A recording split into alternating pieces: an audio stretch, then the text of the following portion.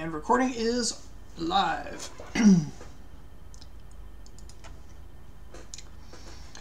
Is there anyone here that wasn't here last week? So there were some big discoveries last week.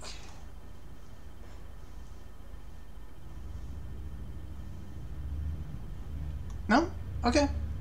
Cool. Oh wait, I wasn't here last week. Sorry. I was not here last week. Ah, all right. Would anyone like to bring Vivian up to speed on what you all discovered? We live in a treehouse. And it's alive. I'm assuming when you say that you mean we live in a house made of, like, a living tree, rather than we live in a tree house that's been built in, like, and we just haven't noticed that the ground is beneath us.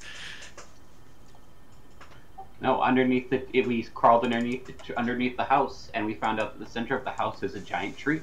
So, ergo, a tree house. Correct. We also found out that apparently there was we found out that the glow moss comes from the Froggy Isles, and it has some benefits for potions and stuff.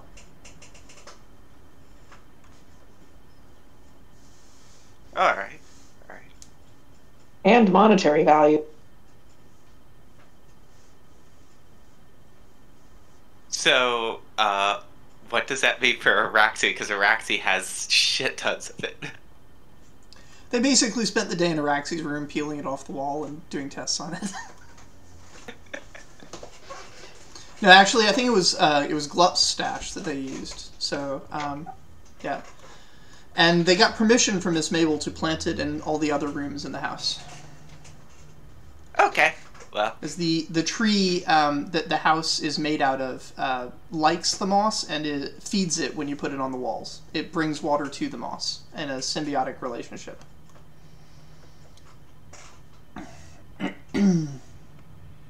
We learned a couple other things, like it enjoys dark spaces, so that's why in the cave it was quite neat. Yeah, because the pirate frog was using it to see what he was doing in the dark. Turns out that that was a trap that we accidentally Yeah, when you almost drowned on day 2, that was actually a trap that Lorpin had set to protect his pirate treasure.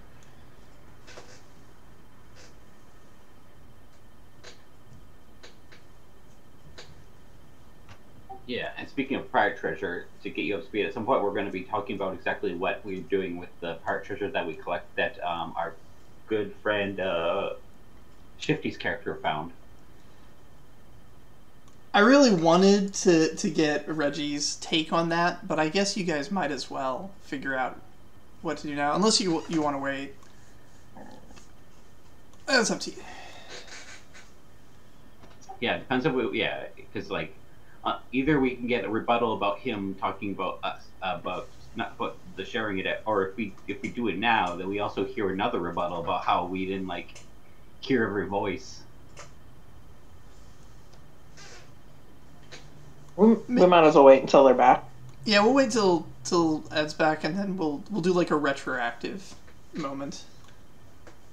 We hid it in our pillars this whole time.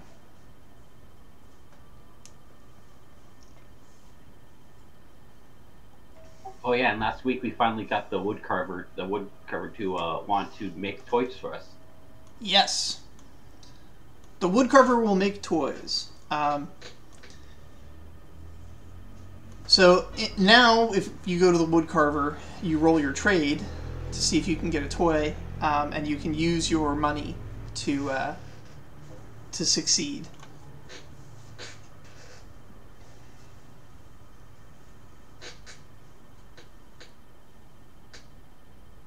Does the trade roll affect how good of a quality of Yep.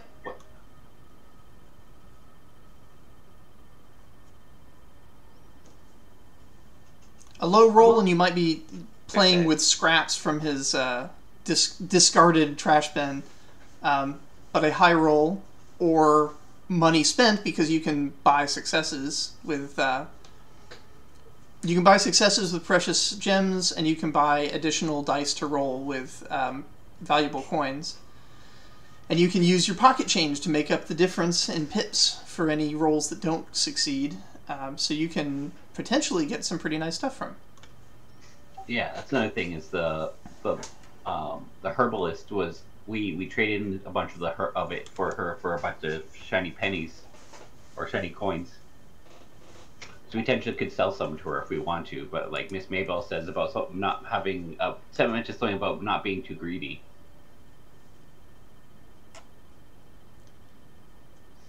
Yeah, part of the issue with the pirate treasure is that it's almost run out, and Lorpin needs a new source of income to continue paying blackmail money to various groups that want to reveal that at some point during his history he did attack Celebran interests.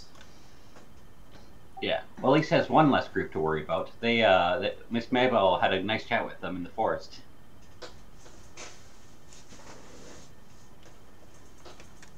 Yep, as she said, that forest is now safe to plan. Which brings us to today. What adventure would you kids like to go on today?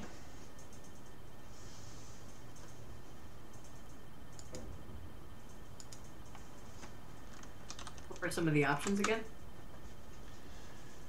The opportunities not you've investigating? discovered are Yeah. fixing the broken salt maker, meeting with and or harassing the other kids that live in the village, helping Mangra Burtail learn how to sing by escorting her into town to meet with bards to learn songcraft, or you could potentially try and research exactly what Miss Mabel is and what her powers are. Coming up, there will be a harvest festival. It's not today, but that's just an event that's on the upcoming horizon. Yeah. And one it talks about is potentially us trying to fix a salt maker, because then we could slowly mix it with our our excess moss on the thing, and make a potentially helpful thing. Yeah, in their experiments with the herbalist, they managed to get an oil squeezed out of the moss when they kept their conditions correct. And that oil, the herbalist was particularly excited that oil might be able to interact alchemically with salt without diluting the salt, the way that water does. So that was a big thing. She was very excited.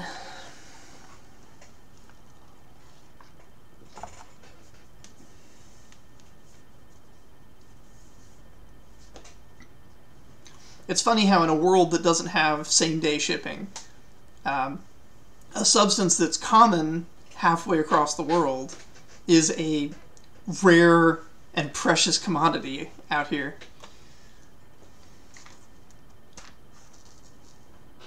Lorpin didn't even think it was a big deal that he had some.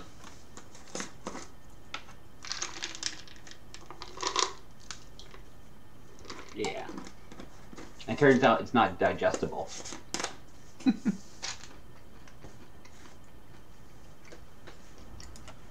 I'm afraid to ask how we found that one out. The usual way. Turns out every young frogling at some point of their life tries eating it.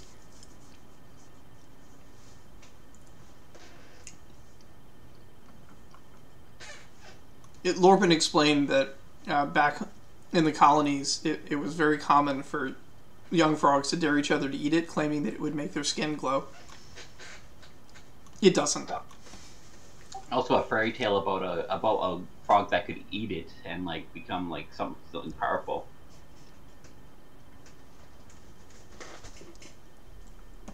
It might even turn you into a dragon.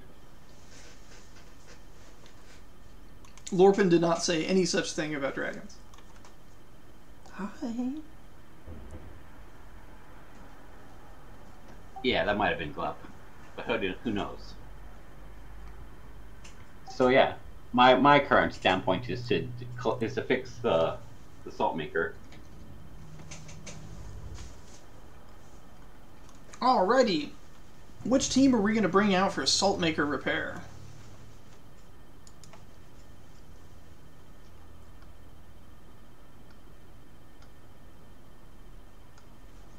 Bearing in mind that the salt maker is a mechanical object that will probably involve some engineering to get up and running.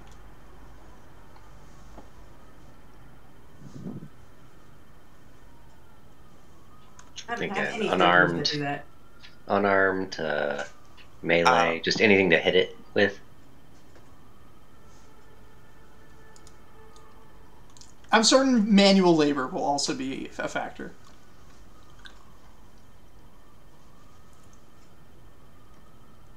The first step is that you'll have to figure out how to fix it. So bear that in mind when selecting your team.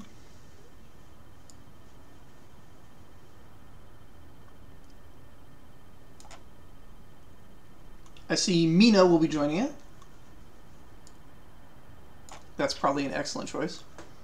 I've been waiting for salt maker since we found it in the first place. I'll probably bring Trompi.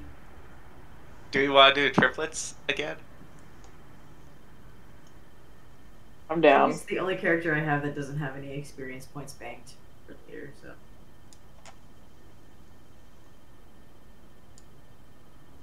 And they have scholarships, so maybe that'll help. Whompi has crime. That won't help, but Whompi has crime. I'll bring I out think Tom. all of my characters are equally not helpful. Yeah, I'm looking at that. It's like, Whompi doesn't know anything. Araxi doesn't know anything. Araxi can do some cool tricks while you all do the work, though. And then Nest can lead, but that's about all Nest can do. Now, it is up by the ocean, so having somebody that's good at swimming or can breathe underwater is not necessarily a bad call. Araxi's tricks are actually incredibly useful in those environments. Oh, actually, I have a question. Did we already decide how old the triplets are? I have him as like 8 years old in my head. That works. In terms of size, they're tiny because they're halflings. Yeah. But yeah. I felt like 8 was about age appropriate for the way they act. The older of the two, or the two older of the three Birdtails are 5, and Bibbin is 2. But the rest of the kids should be older. Yeah, 8 is a good number. Maybe 14 AFK, probably for the elves, just because, yeah. Be AFK very shortly. I'll be right back. Okay. Yeah, I'm down to bring Francis because I was planning on the other two leveling up with their experience. Sounds good. So if Francis is going to come, then what is Henri doing?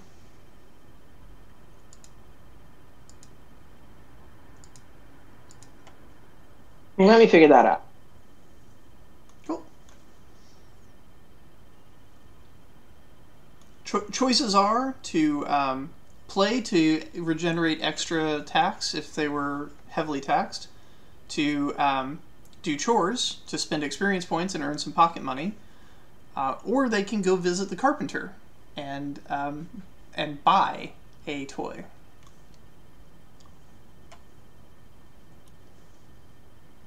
Coddle is not still here, correct? Coddle is still here. Oh.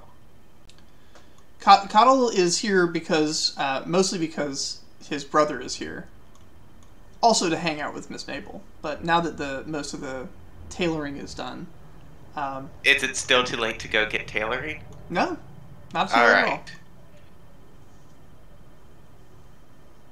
Araxi is going to go get dressed up like a little orphan. All right. And Whompi will be coming along.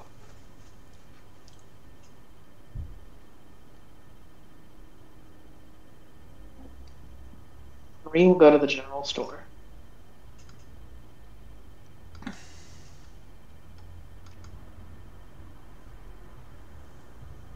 Valuable lessons to learn there. And Zara?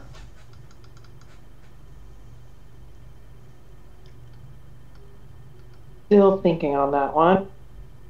Okay. Tice, where will Elros be this evening?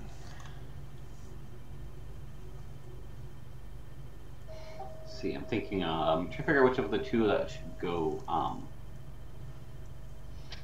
think Elros is the only one. Oh no, Elros. Already, Elros is probably going. Yeah, Elros is going to go costuming this day. Doesn't Elros already have a costume? Oh wait, who doesn't have? Let me see who doesn't have a costume. Glup is the one that doesn't have a costume. Oh wait. Oh oops. I thought he did. So I guess Glup will. Never mind.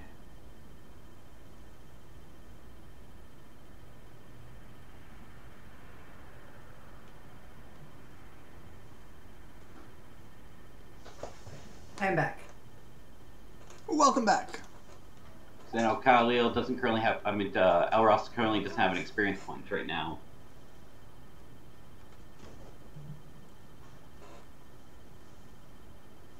But I also want to take Kyleel up for this, so.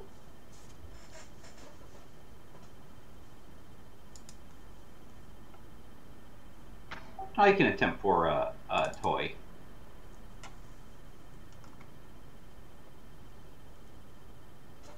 He only has like 1 coin to his name, but. And no trade.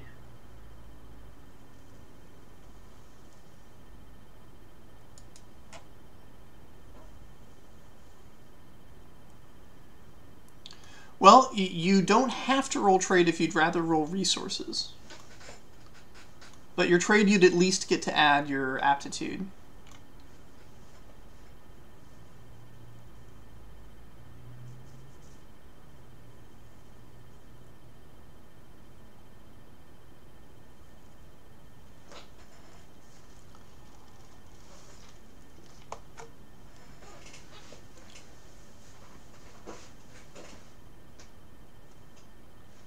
Yeah, that is true.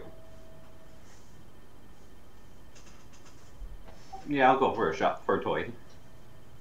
Alright. So Glup's going to train at the store. Elros is going to get a toy, and Kyleel is coming out for mischief. Troy, what is Crystalsar doing today?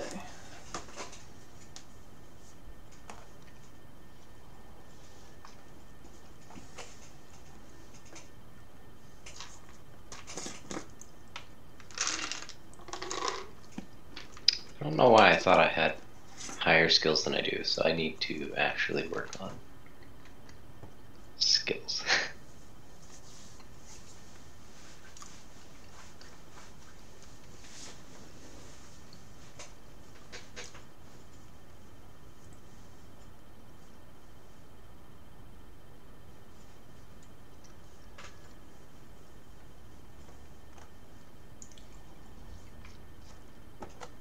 After spending a few sessions with like 0 skills, having even like 1 or 2 feels big. Oh yeah. Yeah, like I was like, I have skills. I'm gonna get a talent, and like focus on getting a talent this time. It's like, oh, I don't have level 2 in anything, but I felt so useful.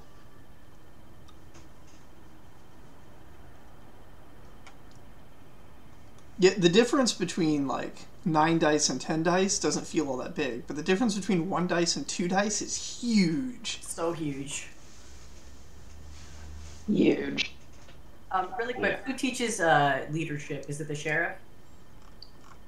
The sheriff is one of the... Actually, yeah, I think the sheriff might be the only one who teaches leadership.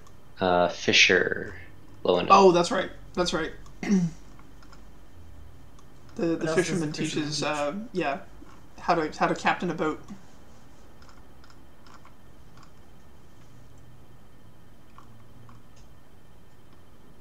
I figure out where Zara will go. She'll go to the Oakbrine Inn.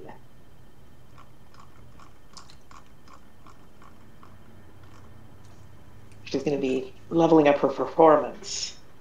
Ah, all right. Yeah, hopefully Guap is still allowed at the trade store.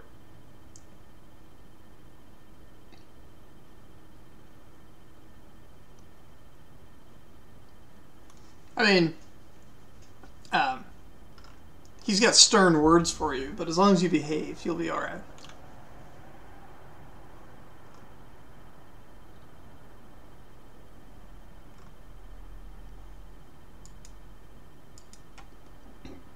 All right, so Laika's gonna be with the sheriff.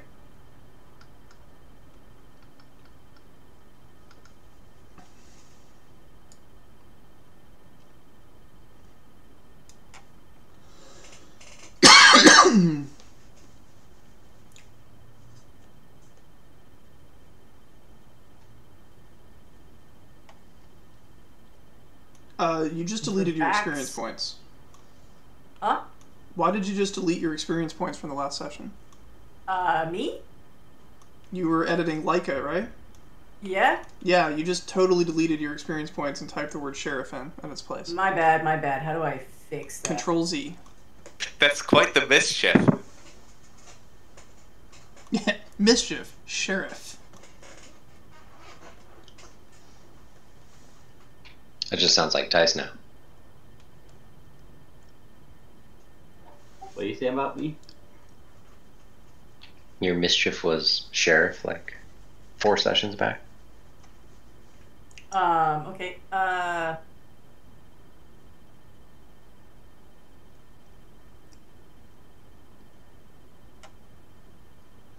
Alright, I think I've undone what I'm supposed to undo. Okay, so was Trompi going to be your mischief this one? Correct. All right. And Leica's going to go do some chores? Yes, with the sheriff.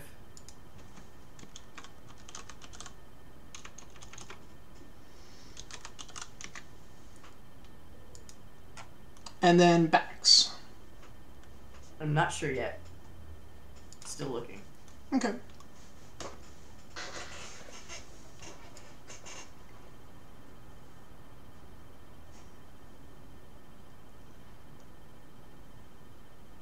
I was like looking at my character. It's like, why did my character have so little pocket change? And I looked. I was like, oh, that's because I spent most of my time with the carpenters relocating me. I will have Bax at the inn. Vivian, Araxi's chores say chores. I appreciate the extra hard work there. Sorry about that. No worries. Solid. Wait, is there not? Can we not do all of them? Is that not how you specify? Like, I would like to go everywhere today. I mean, that's effectively going to work for the sheriff, because the sheriff sends you running around delivering messages.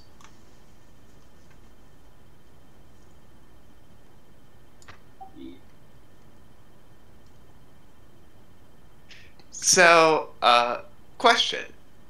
Nest has no experience. Like, is it possible to have Nest talk with somebody here who could possibly, or like in the town, who could possibly provide input on that dream she had instead of Yes. just doing chores? What would that entail? Put it in as school. All right.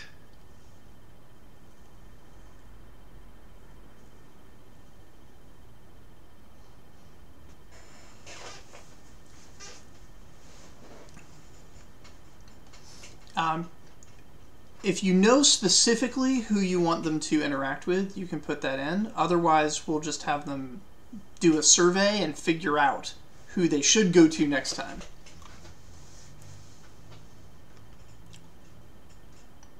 or you can take just a wild stab.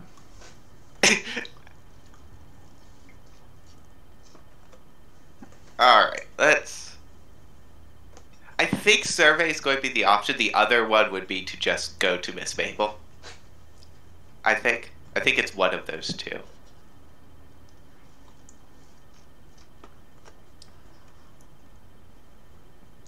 Yeah. I'm just scrolling through here to make sure. If you can make an informed decision, it can save you some time. Yeah. By going straight to the correct source.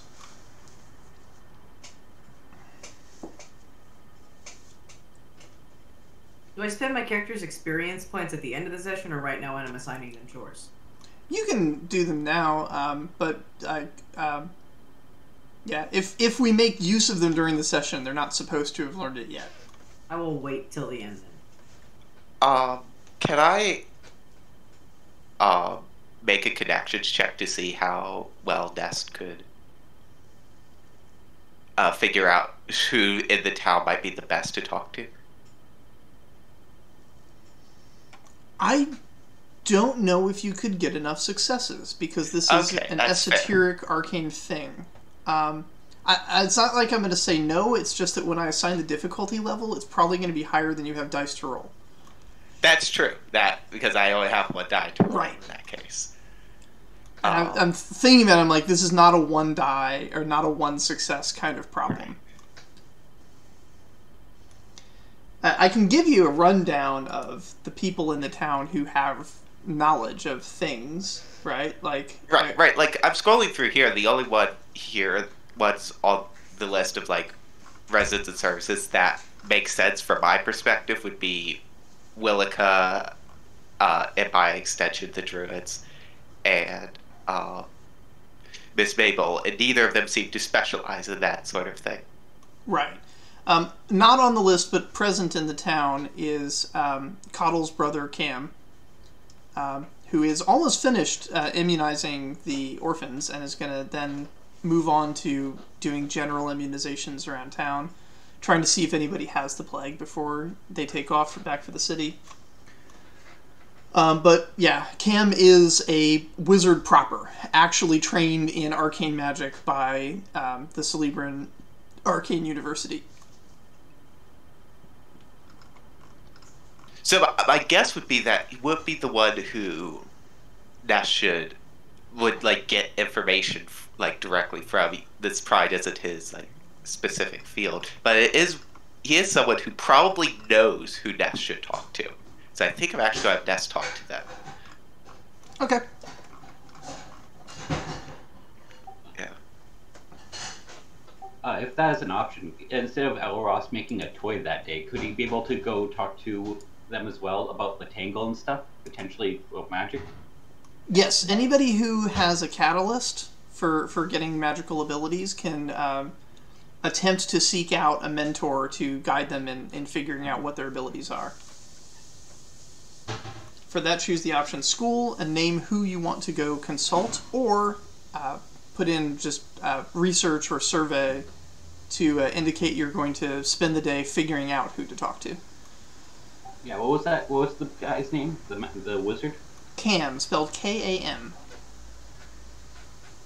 Alright. I'm going to have Nest talk to Cam. It's not necessarily looking for Cam to be that sort of mentor, but for Cam to point them in the right direction, because Cam probably knows somebody who has that sort of magical ability.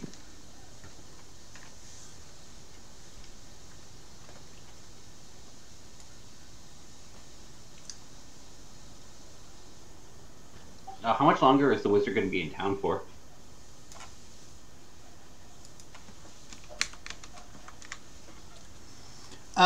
So, at probably until the Harvest Festival, and then he'll head back. He's almost done, like I said just a moment ago, he's almost done immunizing all of the kids against the Apthian plagues. And once he's done with that, he's going to do some immunization services around town, see if he can spot anybody that's got a plague that he can just cure on the spot to stop that nonsense before it happens. And then he'll head back. Okay. His brother Coddle will just be hanging out with Miss Mabel until he's done. That thing is like if because one of Jackie's characters is also has the tangle, they might want to if they want to explore that kind of general direction, they could also talk to Can at some point before the. I'll do that next session probably when I don't have experience points to spend. That sounds good. Thank you, though. So it looks like the only kid whose location is uncertain at the moment is Bax. Yes, I wanted her to work at the inn.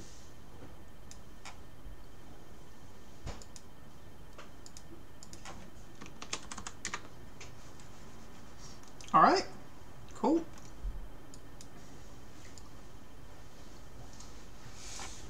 All right, while I'm getting everyone's character sheets up on my screen, go ahead and discuss your plan and see if you guys can agree on how you want to go about repairing the salt maker. Well, we first need to find out like who was the last one, like who's using the rubber, and we find out maybe they knows what sort of like what happened that caused it to malfunction to begin with. I honestly think our best bet would be to go to the smithy and inquire about how salt makers work. Might actually not be a bad idea. That person is the most likely to have engineering knowledge, right? Indeed. The salt maker was actually made by the miller. All right, the miller as well.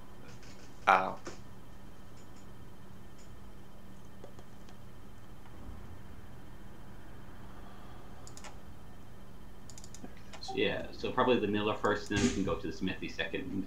So we'll have with the knowledge we have, then we can be able to talk to the smithy a lot better about exactly what we need. Miller also probably has a very positive opinion of Whompi, the rare person in the town who does, because of saving the miller from being swindled. Yes.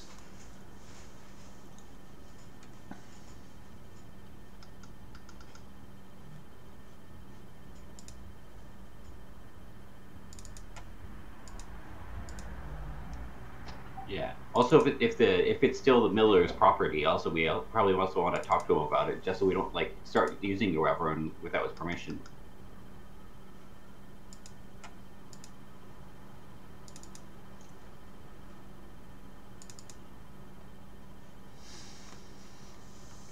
All right, got all the character sheets up.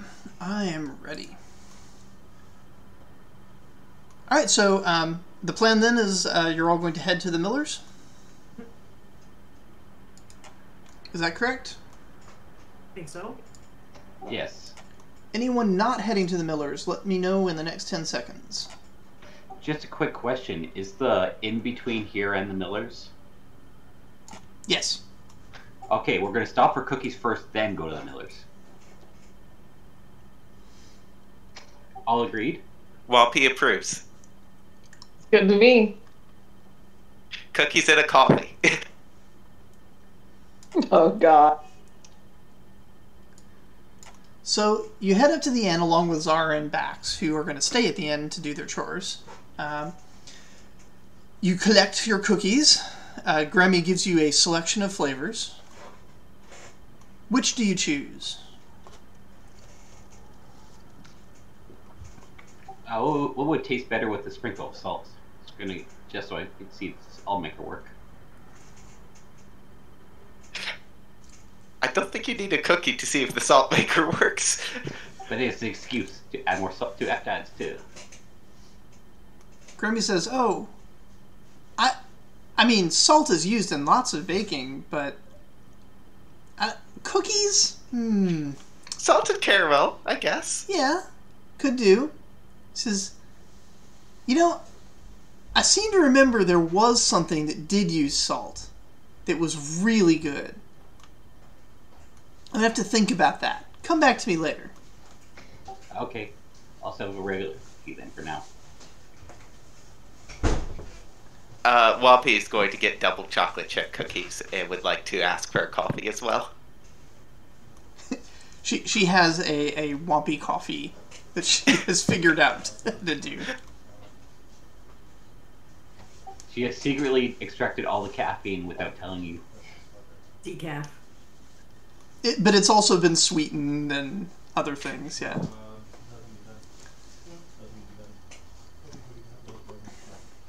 Francis wants whatever cookie has the most chocolate in it. Easily done. A chocolate chip, a chocolate chip cookie made of chocolate flavored cookie. It's the chocolatiest thing you've ever had. Is that not what double chocolate chip is? I don't know. It's chocolate chip inside of a chocolate cookie, right? Sounds right.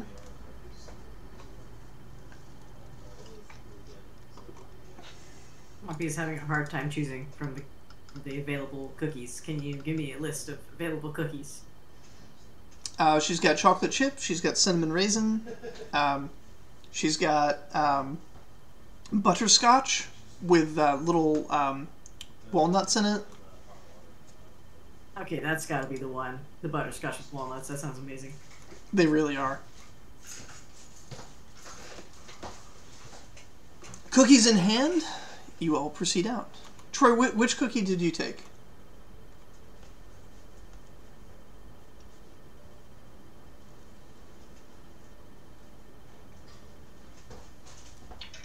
I think just the chocolate chip. Just standard.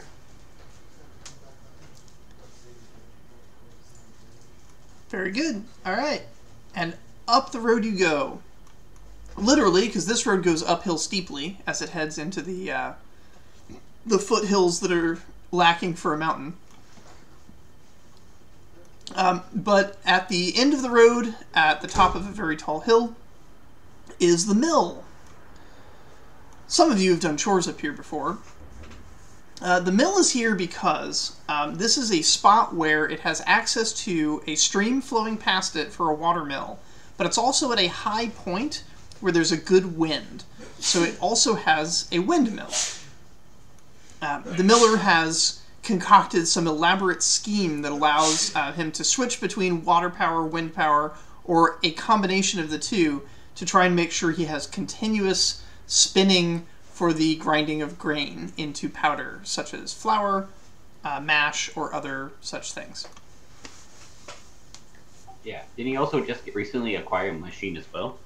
For something? He did, and he is right now trying to figure out how to install it, as making two systems work in tandem with each other is a slightly different problem than making three systems work in tandem with each other.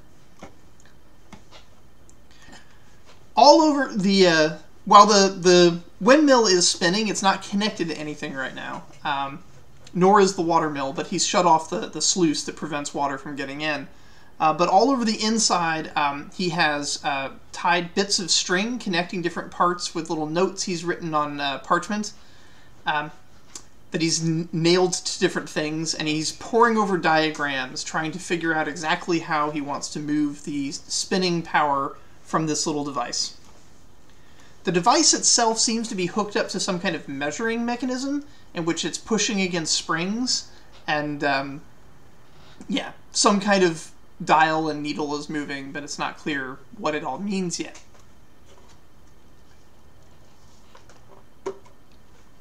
He greets Mina immediately, as she has done a lot of work with him in the past, like almost every day since she got here. It's the best place to be. Mina, have you come to do chores with me? I have quite the puzzle here that needs solving.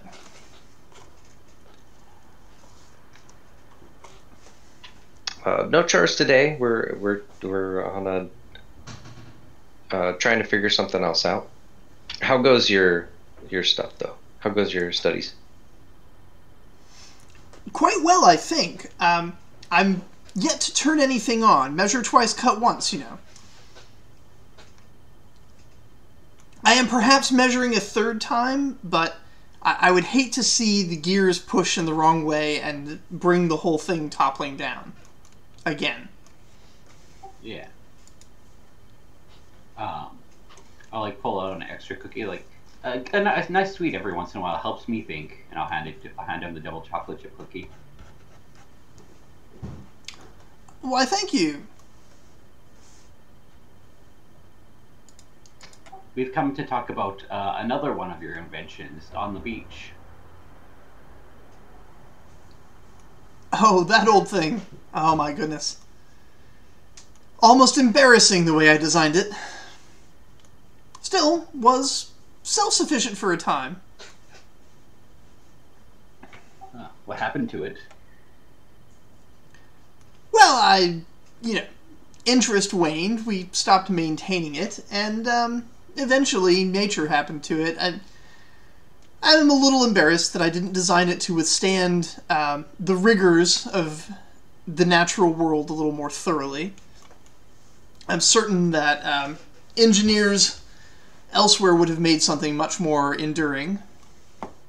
But I was young, it was one of my earliest projects, and at the time, it was quite useful to the village. Of course, now we have these magical cold boxes, so meat preservation isn't as big a deal, and most of my money now is made here through the mill. But yeah, it was a good project for a learner.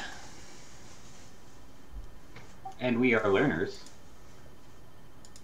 Oh, indeed you are. Did you want to see if you could make it work? Yes, that's what we came to talk to you about. Also to have permission to use it and stuff, since it's yours. Oh, permission granted, of course. I built it for the town as a public works project.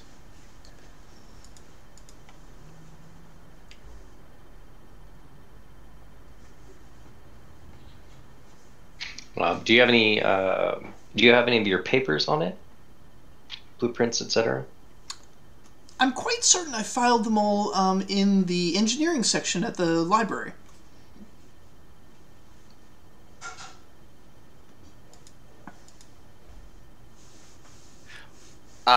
Hearing that, Whompi is going to just march off to the library unless anybody stops them.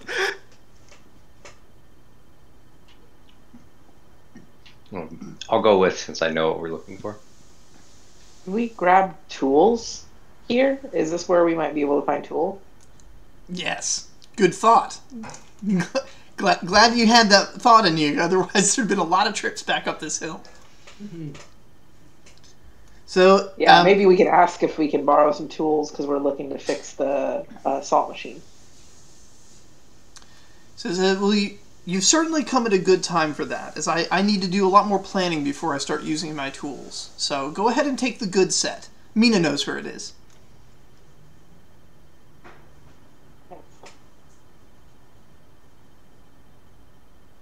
Yeah, I'll go grab that. Okay. So it's got, the basic stuff: hammers, screwdrivers, pliers, a spanner for measuring things.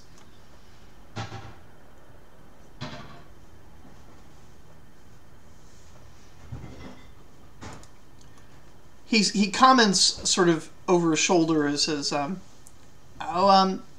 any of the parts are broken, you might need to find replacements.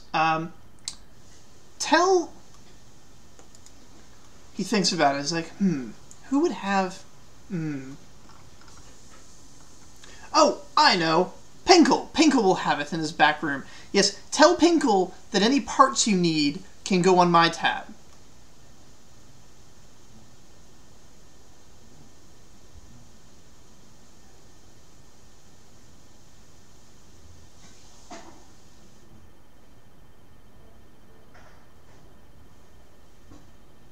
He sets up a clockwork mechanism, takes out a little pocket watch, and watches the watch very carefully until the mechanism breaks, and then he stops it. He says, interesting. All right.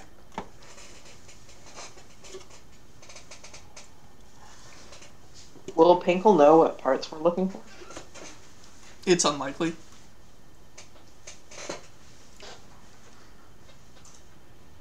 Pinkle is not a renowned engineer. So we'll have to find out what the pieces are first before we can go ask him for them. Pinkle is a renowned con man, so if you ask him if he's a renowned engineer, he'll tell you yes.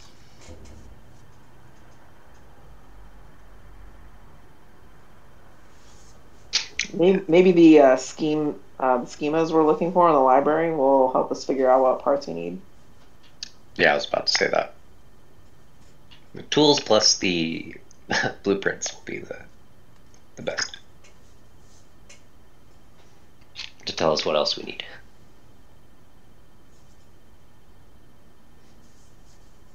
All right.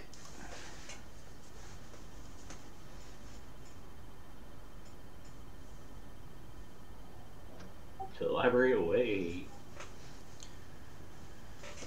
You head back on down the road. The library is, of course, the first thing you encounter as you enter town. Is anyone working at the library today? Is the library not connected to the mill, I thought? No, the library is connected to the herbalist shop. But I thought they were connected. Both of them contribute to it. So, but the mill needs to be where he can get wind and water. So, yeah, can't be physically all one building.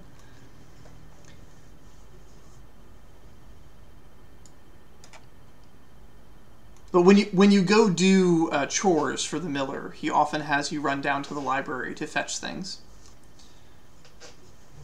It seems like at some point in the past there may have been some kind of relationship between the miller and the herbalist. They do cooperatively run the library. So, yeah.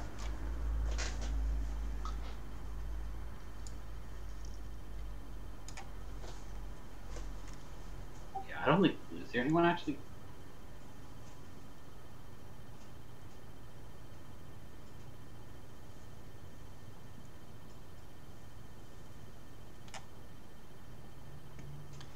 All right, so you arrive at the library. I think by now we're all familiar with the situation. Research is just painfully boring. These books at least have pictures, but they're not really pictures of anything. And I don't... Will it be hard for us to find what we're looking for? No. You just gotta remember the filing system. So anybody with scholarship will have an easy time making this roll. It's focus plus scholarship. 2 successes will find you the document you need.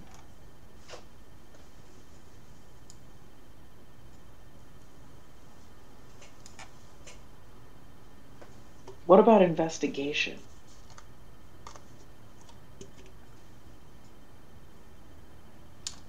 Investigation can also work, yeah. Now, if you have scholarship, you already know the filing system. So with investigation, you probably need 3 successes, but you could do it. I have scholarship. Can I employ the Whompi method with vigor? Please no. You may, and your dice will count as, or will count against whoever's trying to make the roll. That's fair. I've got a focus of 2 and a scholarship of 1. What can I do? May I ask Malika if she knows which section is the engineer section? You're asking the herbalist, the one that's helping maintain the library. Oh yeah, Willica. Yeah, you can ask her. She'll tell you which half to look in.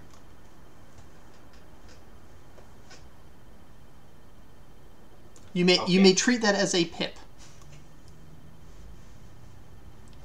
There you go. I've given you a pip. Right, I'm gonna give it a shot.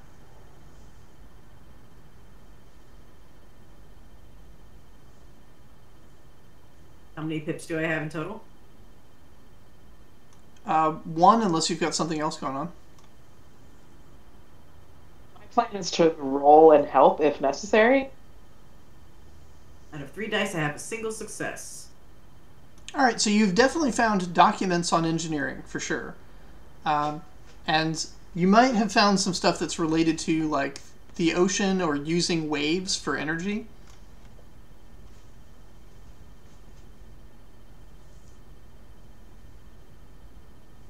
There you go. With a little help from your friends, You've managed to get both successes, and you zero in on the specific document. It's an old document. Handle with care, as it could crumble if exposed to the elements for too long. Definitely not something you want to take with you down to the beach.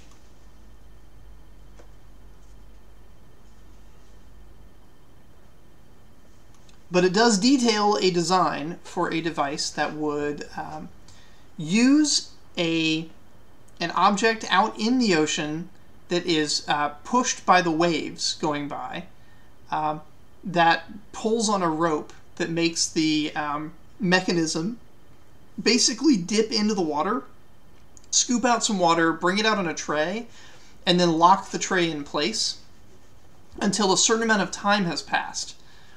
There's a timing mechanism that seems a little bit tricky. And then after that enough time has passed, the tray dips back in to get more water.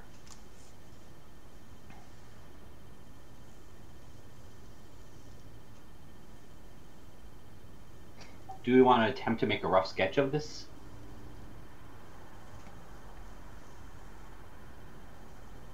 I'm not actually sure how super effective it is. Like putting a piece of paper over top of it and doing like what's it called? Like where you rub something on the rubber and it like.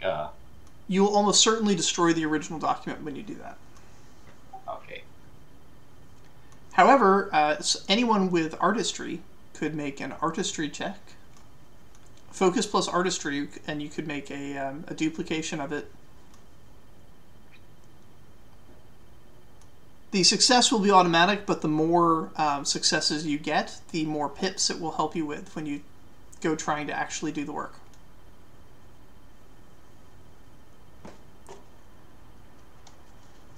Maybe we could all tag team drawing. This is going to be a really weird question. Can I use crime to memorize a blueprint as if it was I was going to steal it or something? Like you're casing it to figure out its weaknesses. Yes, absolutely. I imagine it's focus plus crime. When you're going to take your time with something, focus is really good because it stops you from getting distracted by other things. Yeah. If you're trying to hack something, right? You need some moment of insight where you find the solution of the puzzle. That's more cunning. Yeah, so it's definitely focus. I have focus, but I don't know if I can roll again. Yeah.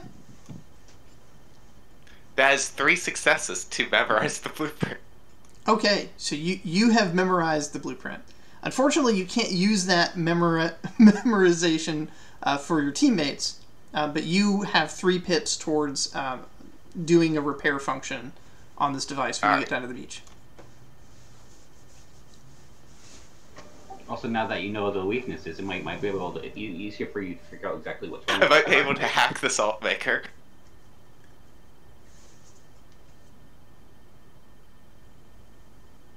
So, based on what we discovered in the blueprints, do we have an idea of what parts we want to ask for? You don't know what parts are damaged yet, but you now know what parts are needed in total. So when you get down there, anything that's missing from your blueprint list will be the things you need to get. Nice. I guess to the salt maker then. Did anyone want to try and actually copy the documents onto paper first? By trace it, but not by fucking with it. I think I don't know if I could successfully copy it, like by actually transferring a design. And I don't have any artistry skills, so I don't know if I could even make a copy of it, like a shorthand copy of it, you know? So if you don't have artistry, then you'd just be rolling your focus. Okay. What do I need to not fuck up the document? So every success you get is a pip that you'll have when you go to actually make your checks. Down at the beach. I didn't do this last time, so I assume no, but I did when I investigated the machine. I take it because I didn't actually do any rolls then. But is there anything I can pull off the blueprint that like key areas I think would have an issue? Yeah, go ahead and make an engineering check. That's a good one. Focus plus engineering.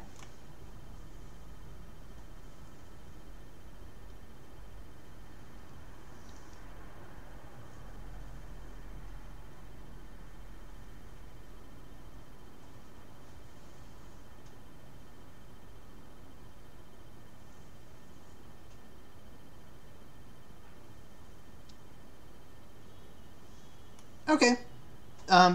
The most fragile element is the timing mechanism.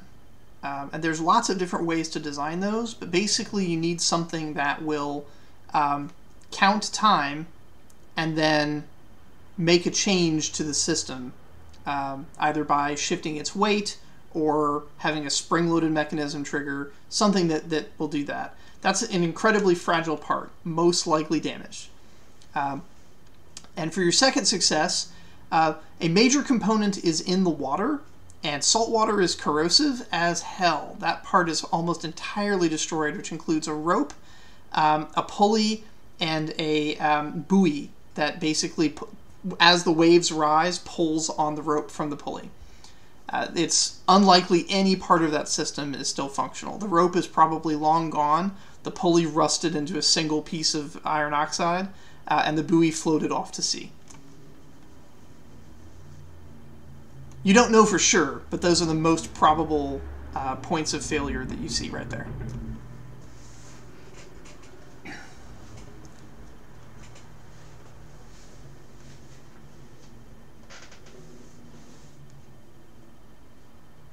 Were we wanting to try and draw the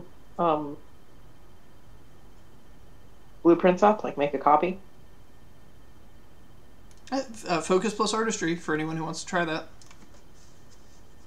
Well, my thoughts are we probably don't have very many artists here, so I was thinking we could team up and basically each take turns drawing pieces of it, because then that would probably increase our chances of actually drawing the whole blueprint. Have you ever attempted that in real life? I have. More people is not helpful. You can, but my ruling is what we're going to do is we're going to take the best result instead of cumulative result here. Because too many cooks in that kind of kitchen where you don't necessarily know what the other people's markings mean is going to be problematic. I think a group of professional artists who knew what they were doing could probably actually make that work as a collaborative effort. I don't think 5 kids scratching coal on a piece of parchment are necessarily going to understand what the other has scratched. Fair point. I'm just imagining basically this is the equivalent of we all like draw a thing and we get a horse that has 2 butts and no head. Seems extremely likely. Yeah. Yeah. There's a show on BBC called Taskmaster where they basically had a team do that. I know Taskmaster. It's very good. It's hilarious. And watching the team try and do exactly what you just described was absolutely hilarious. They came up with a monstrosity of an animal. It was great. I'm trying to figure out the best, if I could use cunning way some way, but I think focus is probably the only good way. I mean, I don't want to use up my pips here, but Whompi could probably make use of being able to memorize a thing and get it onto paper in some way that's communicative to the rest of the group. Maybe. I don't have artistry, so you're getting it in, like, doctor's scrawl.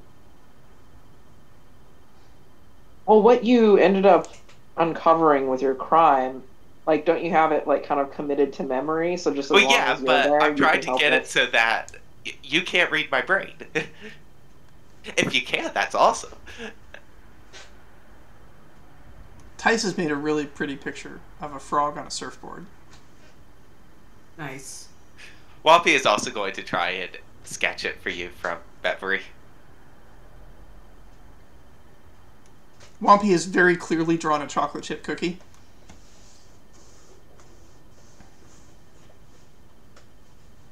Francis, however, seems to have actually put something down that somewhat resembles at least the shape of what it looks like on the diagram.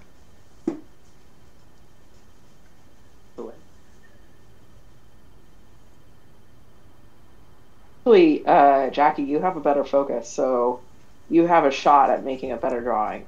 I'll give it a shot. I'll try again. Does scholarship help? Probably not. Not really, no. There you go. That's a nice 2-point diagram right there. So using the diagram you've created, anyone doing work on it, as long as they consult that diagram, can get 2 pips. Yay. Nice. So we got a diagram, we got information for to get tools, we got the tools, now we can figure out what's down there. And then we can go to the store afterwards. I mean, we can probably pick up confidence and be broken from the store before we get there. Like, the rope's definitely gone. We need a rope. Mm-hmm. Yeah, wouldn't it be easier to just pick up everything all at once? We have to go by the store anyway on the way there. I mean, go by the store, you're basically across the street from it right now. Right. Yeah.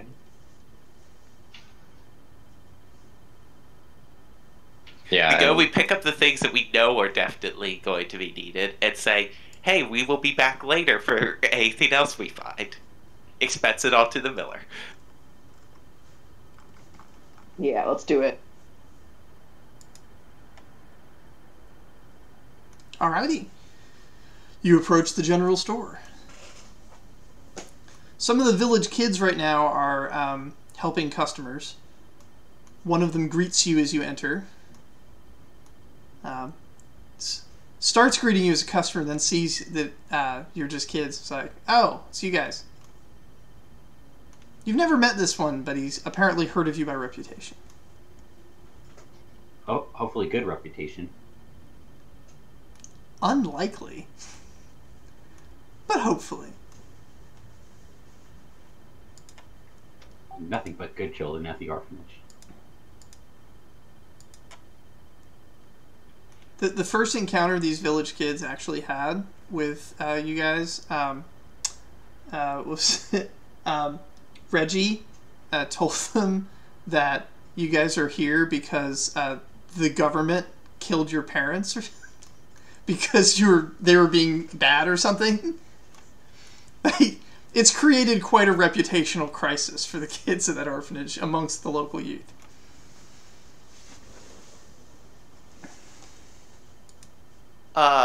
Whompi's going to walk up to the counter. Is Pembroke there? Or Yes. Pinkle, rather? Pinkle. Old man Pinkle is hiding in the back, kind of peeking out, watching as one of the... Who's working at the inn today? Bax. He's watching as Bax is picking someone's pocket. The person whose pocket he's picking, by the way, is one of his own employees. It keeps them on their toes. Alright. I imagine the miller gave us something that says, like, hey, you can trust these kids when they say to put it on the tab. Yeah, I gave you like a little slip of parchment that has his handwriting on it and some barely legible scrawl. Right. So Whompi has that. Whompi's just going to walk up to Old Man Pinkle, like slam it down on the counter, and go, Whompi needs a rope, a buoy, what was the other thing that needed? A pulley. And what was the other thing that you do? There's one other thing that was like inside. A timekeeper with some sort of mechanism that will like trigger when the time's up. And Maybe like an it's alarm gonna be clock or something. a clock that can trigger things. He's It sounds like Whompi's building a bomb, to be completely honest. Yes. He looks at the list. He looks back at the list. Shrugs and goes, "Well, I got rope. Oh, and pulleys. Got pulleys too." You got a boy? Says, no. That's an ocean thing. Don't really deal with buoys here.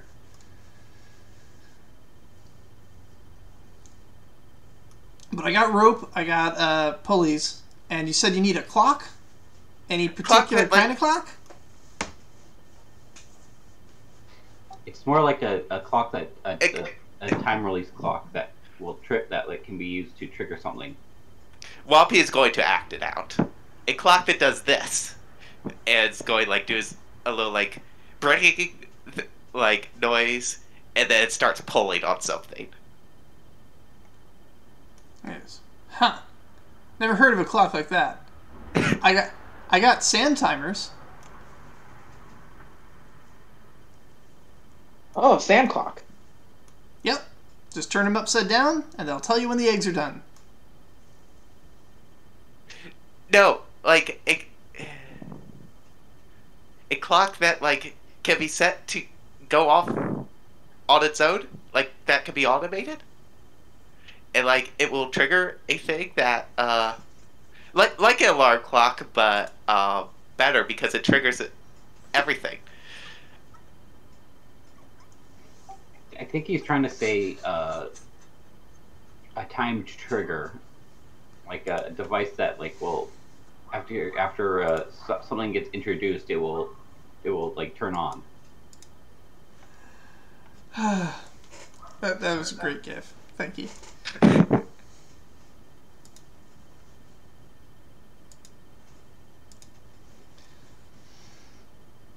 So yeah, he's kind of thinking about it. He's like, well, I mean, I've heard of clockwork stuff that does timing mechanisms.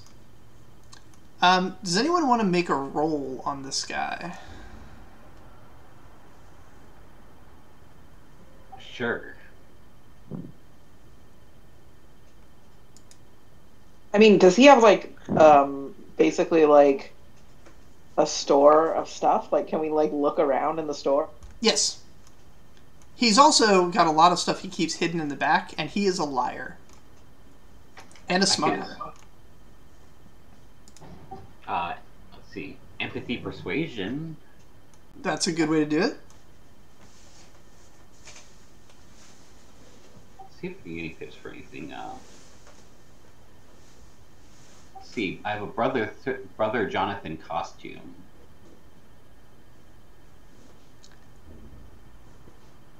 That definitely plays into the power of lies.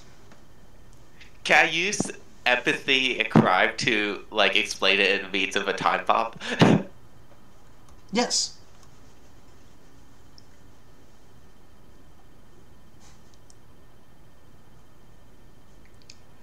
Okay. So between you, you say, oh, okay, you're building a bomb. All right, I understand. Okay. All right. You that's the kind of clock you need. I understand now. Well, what exactly are you going to explode?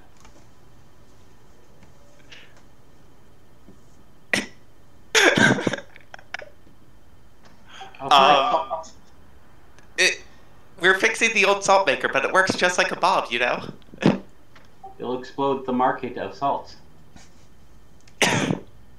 The tone of his voice was such that he wasn't asking because he was worried about something exploding. He was asking because there's different types of clocks that work better at different size of explosions. But that's old man Pinkle for you. So this is the salt maker. That's kind of a big one. All right, you're going to need one of the bigger kind of clocks. Clocks with air quotes. So he heads into the back room, and he comes back and he says, all right, well, we've got a wind-up. The trick to this one is you're going to need something that winds it. You can wind it yourself, That's great for a single blast. But as I recall, the salt maker doesn't actually explode, so you're probably going to want to use it more than once, which means you'll need to work out something that'll rewind it when it's done.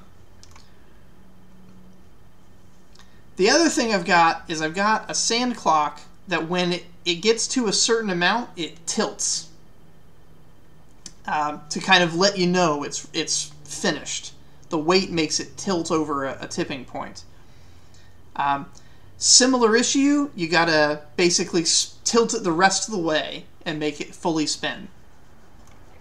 So if the ocean goes in and fills up the thing and then it goes back out, if we put a bottle or something in it that fills up with water, so that when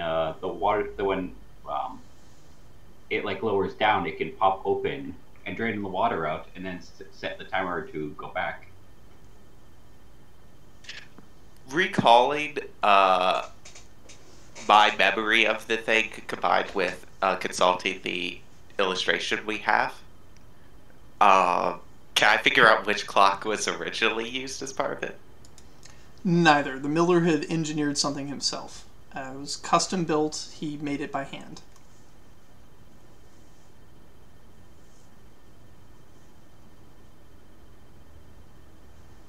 Could we take both and bring back the one we don't use?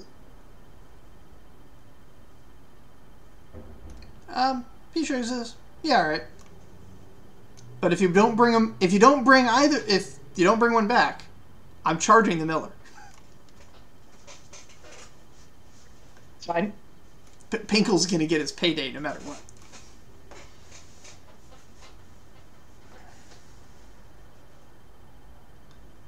It says, by the way, and you're running around, and any of you kids happen to spot a little decorative wooden box that had like little flower patterns on the outside and a lock.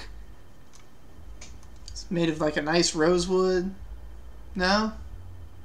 Okay. Can we take a note of what he's describing real quick? Oh yeah, it's totally the box you guys stole from. Ah.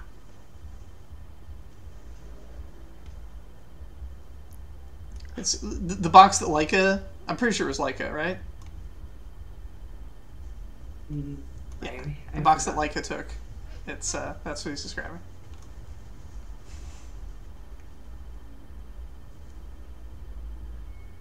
Whompi is actually going to answer, yeah, leave. It's like, wait, where? Hold on, come back here.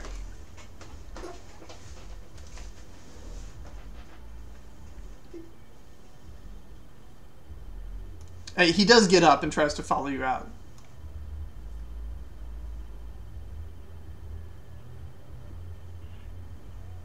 Whompi half leaves away. It's unclear to him whether Whompi actually saw it or just thought it'd be funny. It's these kids. Ugh. I almost wanted to have us have it, but just like we actually already emptied it.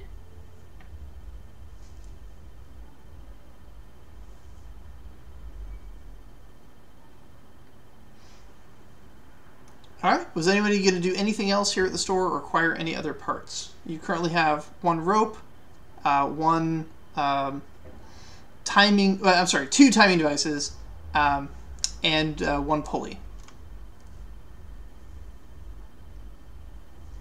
I think that'll be it. Alright, down to the beach you go. Which means going all the way back down the road, past the orphanage, going off the road when you get to the orphanage, and down to the water.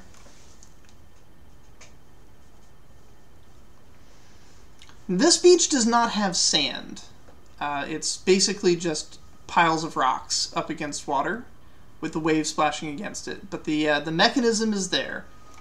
Large, made of wood, cemented in some places, bolted in others directly into the rock that is the beach.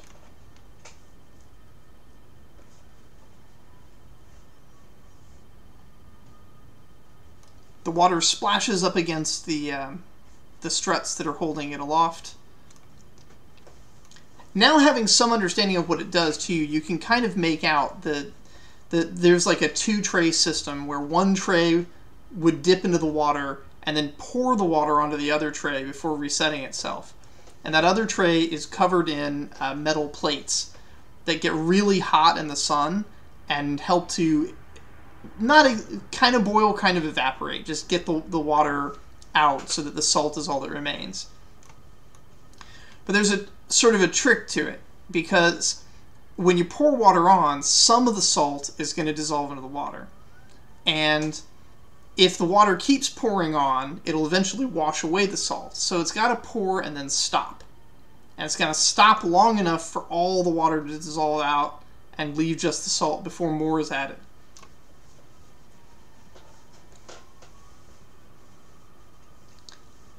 And at some point, it's got to stop completely, because it'll be filled up with salt. So, my initial instinct is to manually do this process, because it seems that the whole tray with metal is still working, right?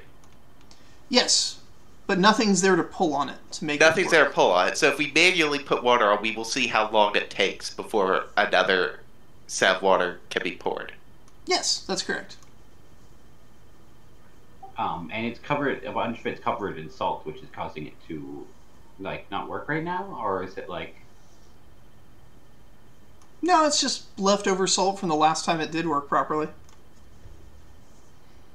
The reason it's not working right now is that the rope that goes out from it into the water is cut and frayed. It's just not usable.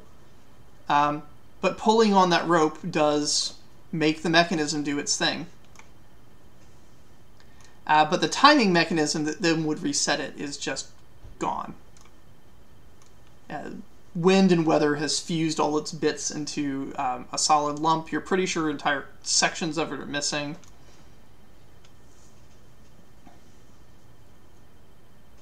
Being this close to salt water, not good for iron. Can we tell what it was at all? Like the pieces that are still there? Or is it just like melted? It's not exactly melted, but it's so rusted into itself that, and you have no idea what the missing pieces are.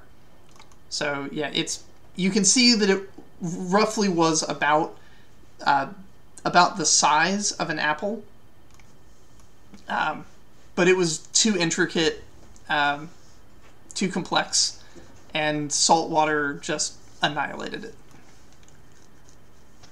Yeah, so probably a more simple machine would survive longer than the integrate finely detailed thing. Yep. Hey, so maybe, I don't know if this is overthinking things, but maybe, like you had suggested, we could run one cycle to see how long it takes, and set like the sand clock and the timer to see which one might be the more appropriate timing mechanism. Is the sand clock fully sealed? Yes. Doesn't mean you can't unseal it.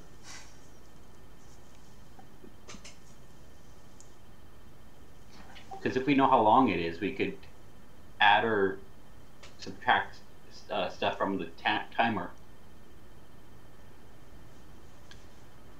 Yeah, we could do a test run and run the timer and the pole at the same time. Get the buoy and stuff, the buoy and the rope stuff attached. Well, yeah, we can just do a manual pull. Right. Also, we're also here to fix it anyway, so we just tying up anyway right now would be also good. Well, Whompi's actually already started replacing the rope as we're discussing this, because the ropes needs to be replaced either way. That's the sure thing. Also, how far are we from the fishermen? Because I don't know how much longer until they get back. So they're just a little ways down the beach, basically. You just keep climbing over rocks, heading south, and you'll get there pretty quick. They should be getting back any moment now. By the time you get there, they'll have arrived. I was thinking of heading over to the fisherman and asking them about like water treatment for rope and stuff, just so we see if, as well as like they're like, because they would have the best information about having to like make sure that this is a bit more water friendly. We also need a buoy. Yeah, that's where we're going to find buoy. Well, you guys keep on doing this. I'm gonna go run over there. All right, Kyleel's going to head down the beach to the fishing family. Yeah. Is anyone else going with Kyleel? I'm going to stay here and help with our timing test. I have a good focus, so I'll do the same. Okay. So you're quite right to do the test in conjunction with the sand timer, because I I was totally going to troll you guys, and like at the conclusion of the test, I'm like, all right, the test is concluded. Of course, you guys weren't timing it, so you have no idea how long it took. But yes, using the timer, you are able to figure out how much sand has to flow through in order for it to trigger. You don't really have any other reference to know how long it took, but it is a thing that you discover. That process is going to take a while. You're waiting for water to evaporate. Is there anything else you want to do while you're waiting? I think someone has to... Oh, go. I was going to say someone has to be watching the... If we're doing a sand timer, someone has to be watching that the entire time. I will do that, since my focus is probably the best. Or at least near the end, because we need to see when it stops. I'd also imagine we want it overfilled rather than underfilled. Because we don't want the sand timer to stop early, because then we won't know. But that's what I mean, is if we see it when it stops, or we see it if there's still sand going, we still know, like, that's how much sand we need. So yeah, you would just flip it over and count how many times you had to flip it over, or like... Yeah. Well, we needed to only you flip can do once. it that way. Yeah, if you're just measuring the sound, though, you could undershoot it, and then you'd have to... But you'd have to finish the flip, see? Like, you couldn't... Because it's not going to flip itself over. So you'd still have to be watching it. So someone has to be dedicated watching, is all I'm saying. We also have the clockwork one that's probably more accurate.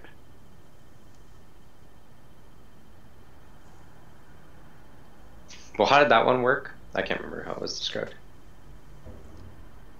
So that one has a spring. You wind it, and then it unwinds at a steady rate until it reaches a certain predetermined point, and then a little thing on it moves. Once the thing is moved, it has to be rewound to move it back again and get it back to the timing that you want.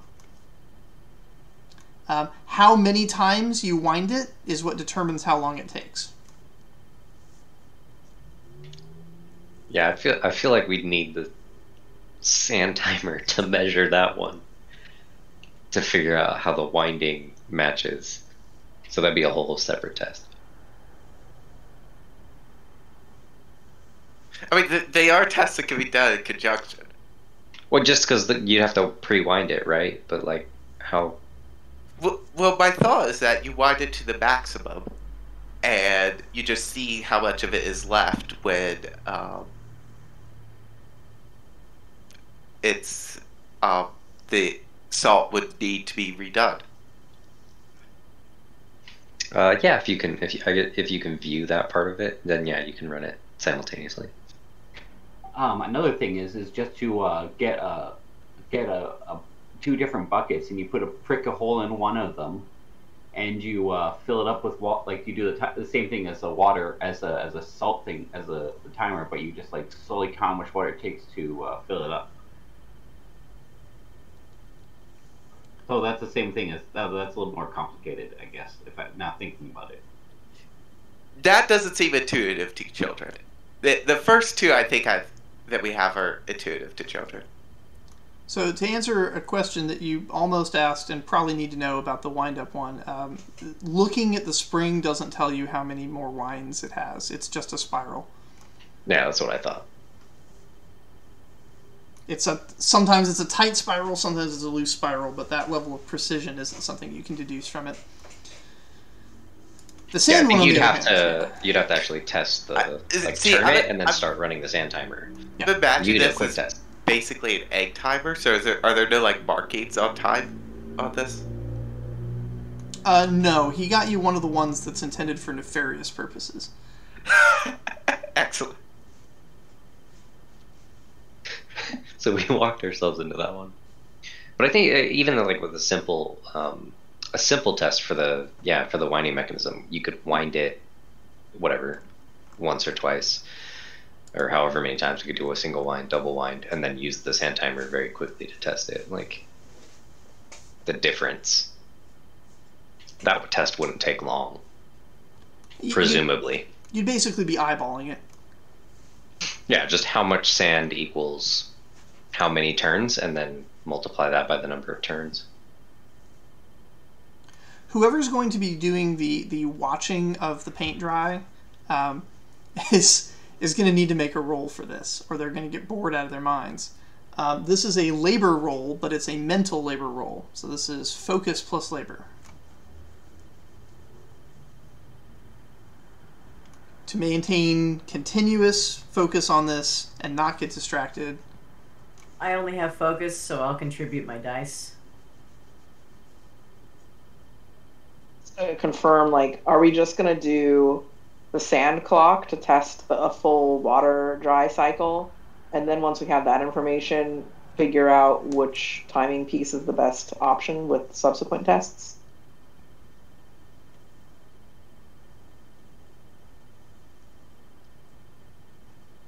Since the sand clock sounds like the only one that has a definitive like accuracy to it and that we can measure in number of times flipped or whatever. Yeah, I think you could use the sand timer to evaluate the spring timer and like try to eyeball and figure out how the spring timer works, but you still wouldn't be able to use the spring timer for the other test until you know how many turns you need for that. Because you're not going to be able to get any information out of it, right? So it's just the sand timer that can evaluate the other things. Cool. I think I can help. Like my plan is like, if Jackie's character is the one doing this, I'll be paying attention to her and like splashing water if she looks like she's like falling asleep or like not paying attention. That's fucking cute. Let's do it. Okay. Yeah, you can. I'm not sure what to make you roll, but you'll be giving her some helper dice. What is a splashing water test? I guess it's the same, basically. This is labor plus focus. You need to not get distracted, too. Yeah, it's basically the same thing, except I'm focusing on something different. Couldn't it be Do we get perception, an like advantage for it being the triplets? We ought to. Do you guys have some kind of a trait where you work together? Our trait is... We stick together. We stick together, yeah. Well, you have advantage. So if anything that you're doing that requires you to have advantage would give you that benefit. Actually, never mind. I probably don't have anything. I have medicine, but I don't think I actually have anything on me necessarily. So it's not like I could be like, oh yeah, here you go. Like this is gonna help you keep your focus. I'm having some cocaine bear flashbacks right there. Except they're 8-year-olds this time, which is even better. Francis's spirit animal is Madala. The last thing you want to hear before a test that does not involve medicine is, I have medicine. I'm going to actually have Trompi just start doing the manual labor stuff, like replacing the rope and cleaning out the insides while this takes place. Okay. Meanwhile, at the fisherman's, Kyleel arrives. Indeed. They're unloading the boat.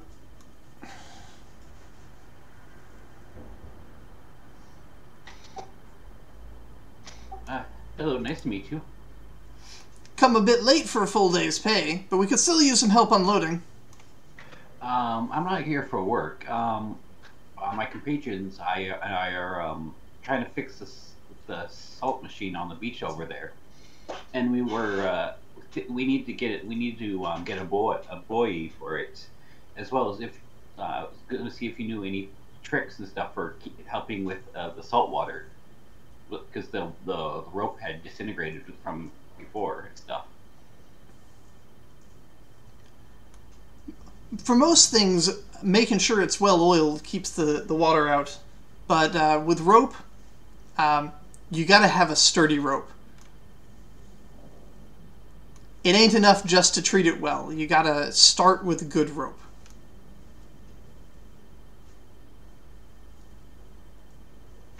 Do you know where we could get a sturdy rope from? Because we got one from Pickle. Or Pickle. Yeah, Pickle. His name.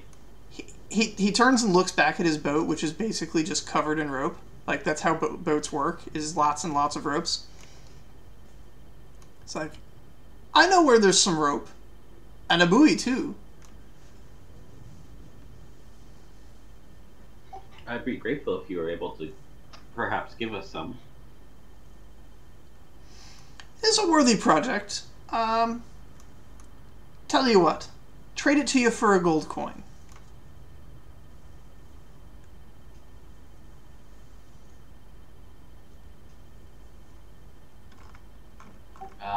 I guess I'll need to be back. I only have a pocket change on me.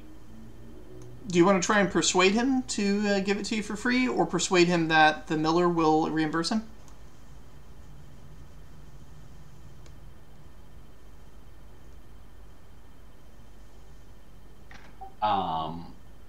I guess I could persuade him to help, to contribute to the increasing intelligence of the next generation. But Brother Jonathan would want. Alright, make your persuasion plus empathy roll. And my costume, I'm guessing? Or Yep.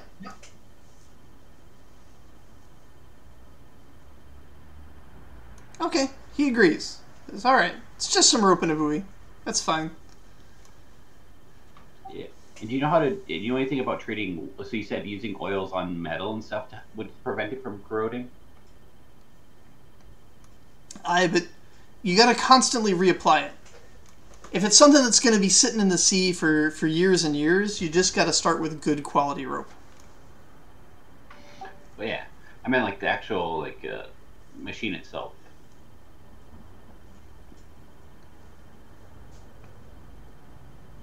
Because I know parts of it had gotten disintegrated because of the ocean. It says with metal, you got to reapply the oil. Okay. It's important to take care of your equipment. So I have to find some. Also, we're trying to figure out how to do a bit of a better timer for this thing, because the miller had made a super intricate one, but it absolutely got destroyed by the sands of time. Like, what do you guys use when you're out in the ocean and stuff for timing and stuff? He points at the sky. Sun will tell you what time of day it is. Stars will tell you what time of year. I see.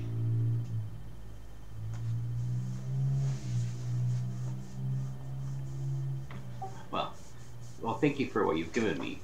I have to figure out exactly how to get this thing to have enough time to evaporate whatever the salt is. But we need to figure out that, but to make a mechanism to be triggered by that. Captain Lowendell bids you farewell and good luck, and comments sort of offhandedly as you leave, says, I remember the alchemist making something really good out of that salt.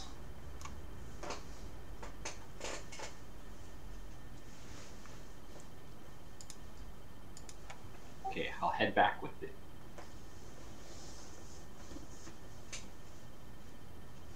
All right, you start heading back. So by the time you get back, they have completed what they believe is the first test. They're pretty sure that they saw when it finished and got the right amount of sand. And also, the rope has been replaced with the rope that the frayed and busted rope has been replaced with the newer one that you got from the village store. Yeah, good news. I brought a boy an actual hard, good rope for it. So we're gonna replace the frayed. Oh, you already replaced it. Well, we gotta replace it again.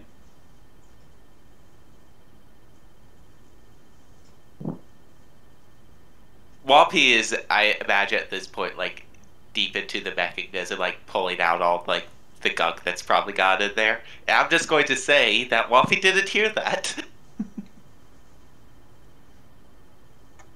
I guess I'll start taking off the rope, off the mechanism. Okay, so you start swapping the rope. Meanwhile, team timing device, what are you guys up to? You now know how much sand flows through the hourglass and the amount of time it takes for the water to evaporate. Was it more than one rotation or just a certain amount of sand? It was a certain amount of sand. This is a big timer. It's one of the ones he got for like bigger projects. So it's like stands like a foot tall. It's got a lot of sand in it, and it goes out kind of very slowly. But it's got a device at the bottom that and the whole thing itself is kind of lopsided, so that as the sand is flowing through it, weight is shifting, and at a certain point it will tilt to indicate that that amount of time has passed. The rod that keeps it uneven at the bottom can be moved back and forth to control when that point in time is. And so with a little bit of experimenting, you're able to figure out how to position that rod such that you think you've got it now, so it will tilt at that moment when that much time has passed. Which, for reference, is approximately an hour-ish, maybe. It feels like it. Nice. Francis wants to kind of just inspect wherever this timing mechanism needs to be installed to see which one might be the better option. Okay, go ahead and make an engineering check. This would be cunning.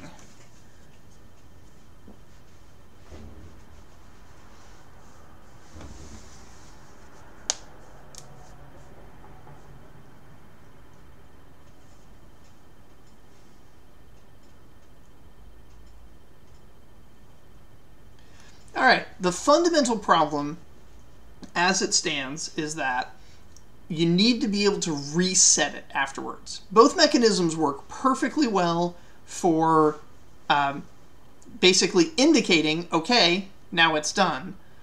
Time to allow the waves to do their thing again.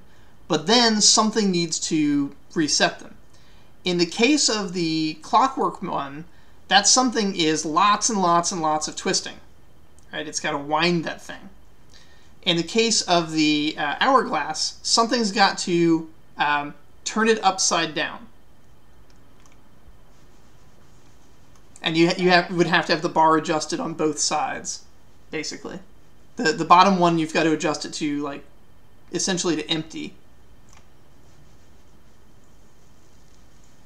Or you take some sand out of it, either way, which you can do.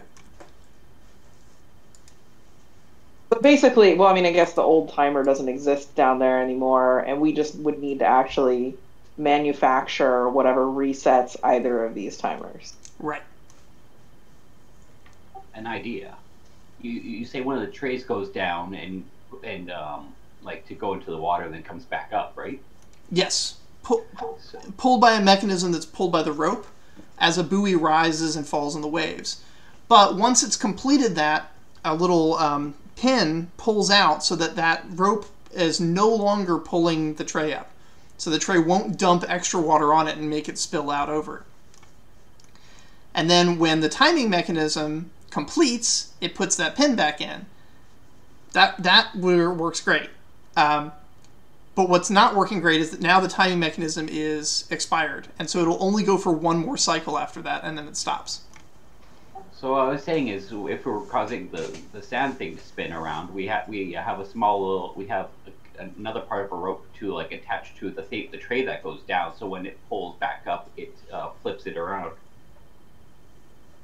That's a good way to do it.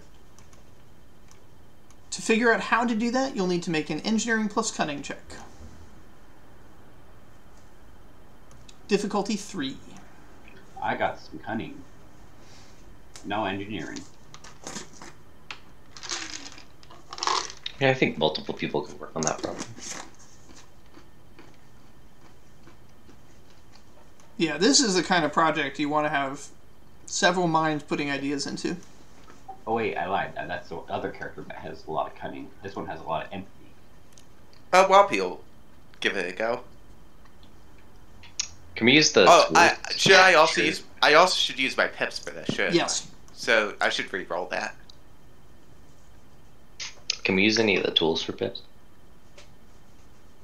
that we brought? What you can use for pips is the diagram that you guys drew. So you get 2 pips, right. Whompi gets 3 pips. Got it. Alright.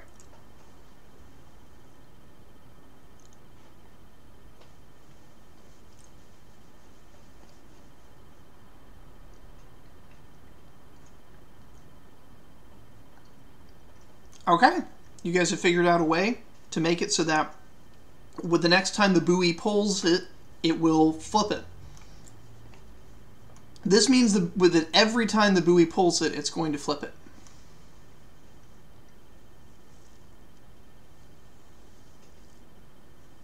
So our now big Except problem... when the pin is disconnected, right? Ah, there's the trick. Glad you found that. So now you need to go in and adjust it so that it does... It only flips when the pin is disconnected.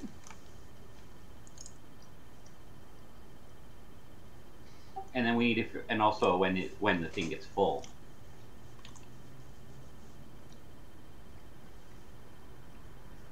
It's a tricky problem, right? If it only flips when the pin is disconnected, then it's going to keep flipping over and over again with the waves while it's waiting to dry. If it's only flips when the pin is connected, then it's only going to... Yeah, that's the moment. So what we should have, if I understand this correctly, is we should have the timer connected to the pin where it reconnects the pin when the timer falls. And that's when and when it falls is when it's connected to the thing as well. Right, and so you want it to only cycle once. You want the cycle that makes the water come up and at it to also be the cycle that resets it. And you want the disconnect of the pin to also disconnect the ability to flip it. So what we're doing, instead of disconnecting it to the thing, we connect it essentially to the pin, where by its little tilt thing, it reconnects the pin as well. Right. Okay. That seems quite doable. Yep. Now you just got to use the tools to do it. So you figured out the design issue. Now it's time to execute on it. And then there's one more problem. Definitely got the labor for that. So I assume that this is another cunning plus engineering, Yep. Or is it?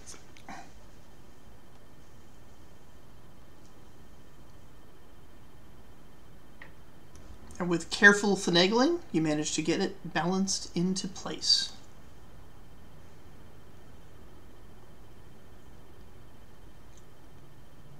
So now, there's just one issue left.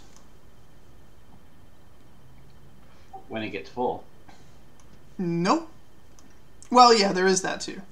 You do want it to stop when it gets full, and it looks like it needs to go about like 4, maybe 5 times.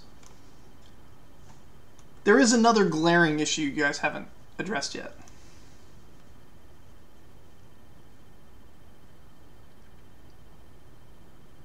Did we attach the buoy yet? Neither the buoy nor the pulley. The pulley needs to be attached underwater. Oh, I thought the pulley was fine. Do we need to replace the pulley with the new one? So the way that works is that the rope goes from the device down into the water where it connects to something and then comes up again to a buoy.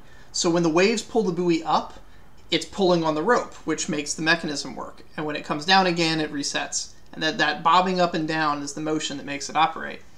The pulley is underwater, or it needs to be. How will you attach The it? pulley isn't currently underwater. Well, we don't have to put the buoy in the water yet. We could just do it on the beach and then bring it out to the water. We need the pulley attached to the. Well, yes, but we can attach it Okay. on the beach. There's nothing that stops us from having it out of the water right now. The pulley's on the device that's underwater. Well, yes, but we could do it while we have the buoy and the pulley on the beach. And then we could take Okay. that system into the water and drop it there. And then it's under the water. Okay, I have an idea. I'll be right back, and I'll run back towards the. This is a very simple we don't put the... It's not as simple as you think, because something needs to physically attach that pulley to the bottom of the ocean. Otherwise, when the buoy comes up, it pulls the pulley up with it instead of pulling on the rope. Yeah. So yeah, I'm going back to the fisherman's hut again. Maybe we could attach the pulley to a really heavy rock That and then that drop could that work. down. That's a good plan. What will you attach it with? Does it have some sort of like screwing mechanism, or like how? I'm trying to picture the pulley. The pulley is designed to screw into a piece of wood. So it does have 4 screws that you can screw it into to attach it to something. Do we have a power drill? I don't think so. We have Hopefully the that's what good Tice is going to tools. get. Yeah. What's in our toolkit? It's just basic hand tools. Yep. Power tools don't exist in this universe because there's magic. I mean, yeah. we could just use a screwdriver. Screwdrivers exist. They do, and there is one in that toolkit. What about a hand drill? Yes, there is a hand drill in the toolkit as well. That should work, right? Yep, you just crank it. Yeah, basically what I'm thinking is we might need to drill some pilot holes, and then we can screw into the pilot holes. You'll get there in a second, Tice. Yep, I'm just making sure that I got her. Yeah, it's just a little bit of travel time, that's all. Yeah, that's fine.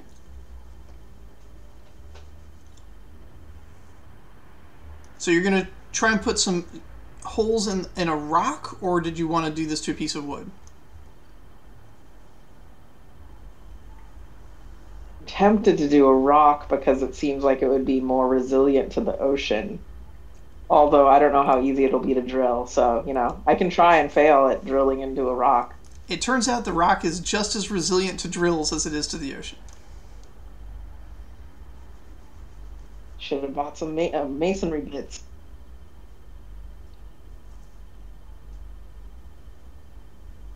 Yeah. If wood could survive, I would say you make a little box and put a rock in it. But I don't. Wood won't. It'll last. They make boats out of wood. Wood can last if you treat it right. Yeah.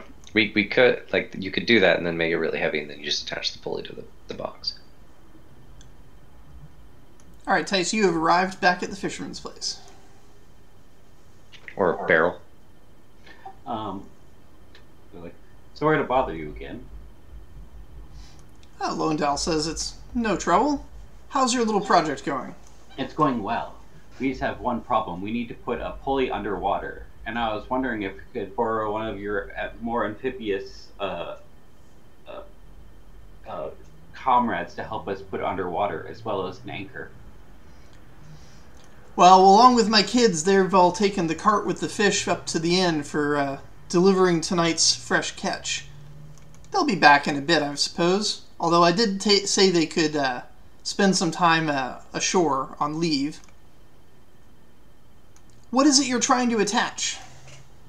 An anchor to the underwater, so we could attach a buoy, so that when it comes pulling through, that it doesn't just rise up again afterwards.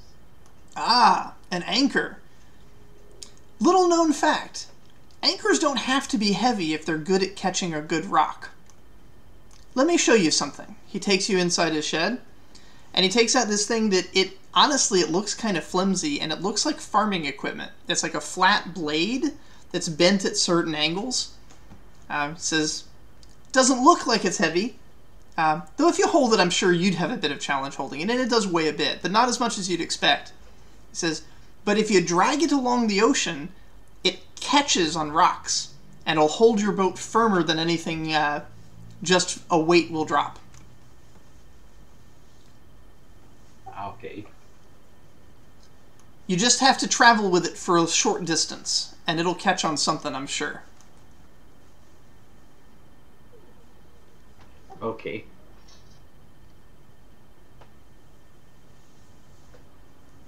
Would I perchance get one of these? Oh yeah. Yeah, he gives it to you. He says, my ship's using a heavier model. This one was for an old rowboat of mine. Thank you very much. You're definitely helping the next generation. You're a good citizen. Just make sure I get a taste of whatever it is that they're cooking up there over at that alchemist's. All right. I'll start moving at a moderate pace up towards the inn, with it holding an anchor. To the inn? Yeah, because that's where the froggy guy is. Oh, okay. Sure, if you want. I want to make sure that the anchor has a secure line or whatever. And I was just throwing into the water and guessing it might dislodge at some point if we incorrectly guess. Yeah, it might. Yeah. I mean, Also, we aren't incapable of swimming. We just can't swim all the way to the bottom. Right. You can't breathe underwater, but it's not like you can't. Yeah. Go check. Well, yeah. Well, it gives you more time to have more shenanigans while I go get him. If that's the case, Whompi has snuck up behind Trompi and thrown a bucket over Trompi's head. Trompi quivers their lip, eyes growing large and watery.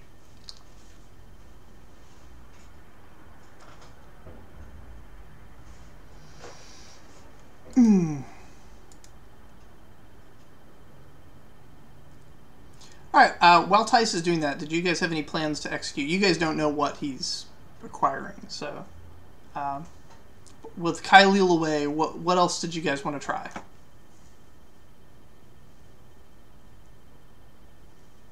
You've got extra rope, because you ended up swapping to a different rope.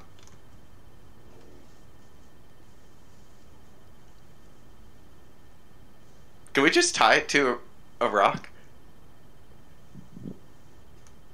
That is an option. We're trying to Swim the rock down to the bottom. Trying to securely attach it, you know? You could screw it into a piece of wood and then securely tie that wood to the heaviest rock you can find.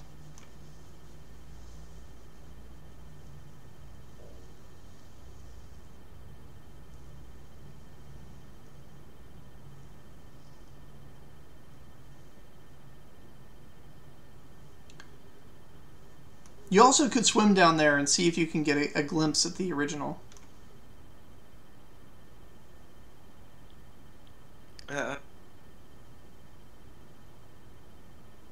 Might as well. I don't know what this is going to entail, but I feel like the triplets could swim down together. So it looks like the original one was basically... the pulley was part of a solid block of iron, and while the pulley has fused into a single solid piece and no longer turns, the block of iron that it was connected to is still down there. Do we have welding equipment?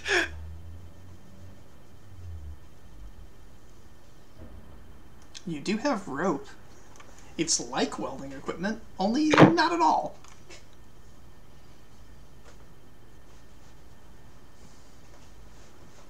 Did we swim down there to see that block of iron? Yes, but it's far too heavy for you to swim back up with. So we'd have to be able to tie it underwater, essentially. Essentially, yes. Sure, why not? Whompi's not afraid of no water. Alrighty. Tying a knot is not a difficult task. Tying a knot under time pressure because you're going to run out of air is a little trickier.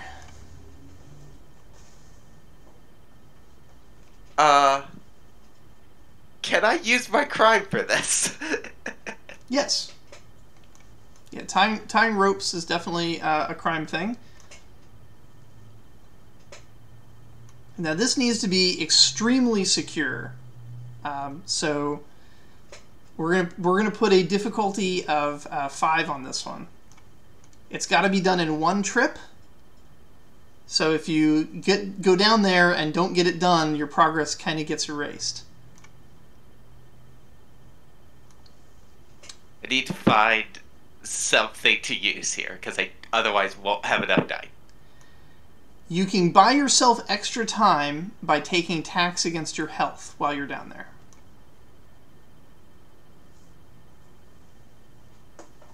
So if I don't... So I can go down there, make my roll, and then tax my health and make another roll is what you're implying? Yep. Right. Alright. And do I get my pips from earlier? Yes. For memorizing the design, you do. Whompi's basically going to just like strip off their shirt, throw it to the beach, and just dive down there with a rope held between their mouth. And go down and start working.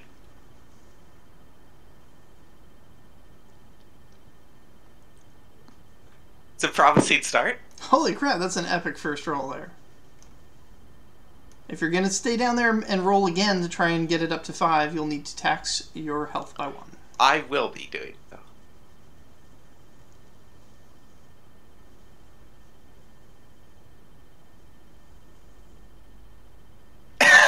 Wow. Holy shit. Incredible roll. Epic Whompi moment right there. The other two twins or triplets are just like in awe. Uh-huh, for sure. Whompi's going to come up out of the water, spits out a bunch of water and says, like, easy, Whompi, no problem. I'm applauding. Me too. Whompi then shakes their hair and gets you all wet with, like, salt water and stuff. Sort of like how a dog does. Excellent. Alright, the last bit of finagling you got to do is see how many it takes to fill up and make it basically stop after that many numbers of runs. Mina, you're seeing the similar devices that the miller uses when he wants the mill to run a certain number of cycles. So there's known mechanisms that basically are just counters, and at the end of the counters put in a stop. And with that affixed, it begins doing its thing. Tice, you do eventually get to the inn where Lorpin and the kids are having fun, having drinks. He sees you carrying the anchor. Gracious. Anchors should be in the water, not on land. Yes, that's why I came to you for a small favor.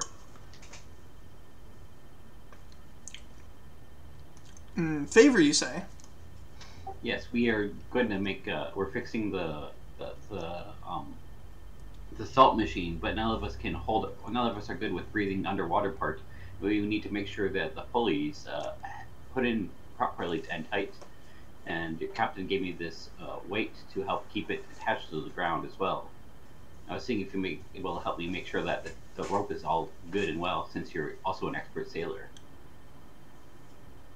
This is Captain always told me there was something special about that salt. All right.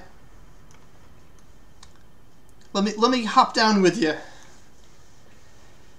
And so he comes with you back to the machine where you guys are actually finishing up your batch, and you've got some salt collected. Yeah, it's always good to have him double check the knots and stuff, just in case. He swims down to take a look, swims back up, and says, "And you did this, little Whompi? I dare say..." Easy work. Says, "I dare say, you might not become a dragon. You might become a frog."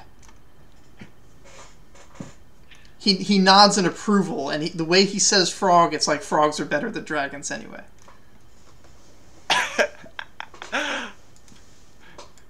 Whompi at this point, loses the composure a little bit. It's like beams.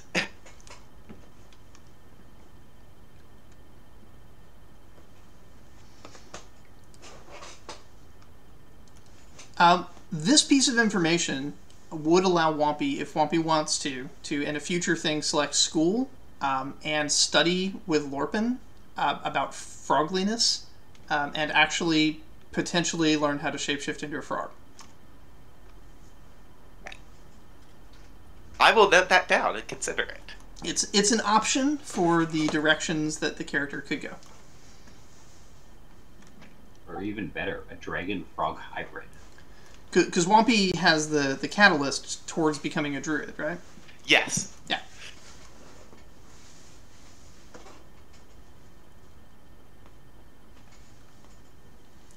Alrighty. Well, you guys start heading back up to town. Where are you going to take your salt?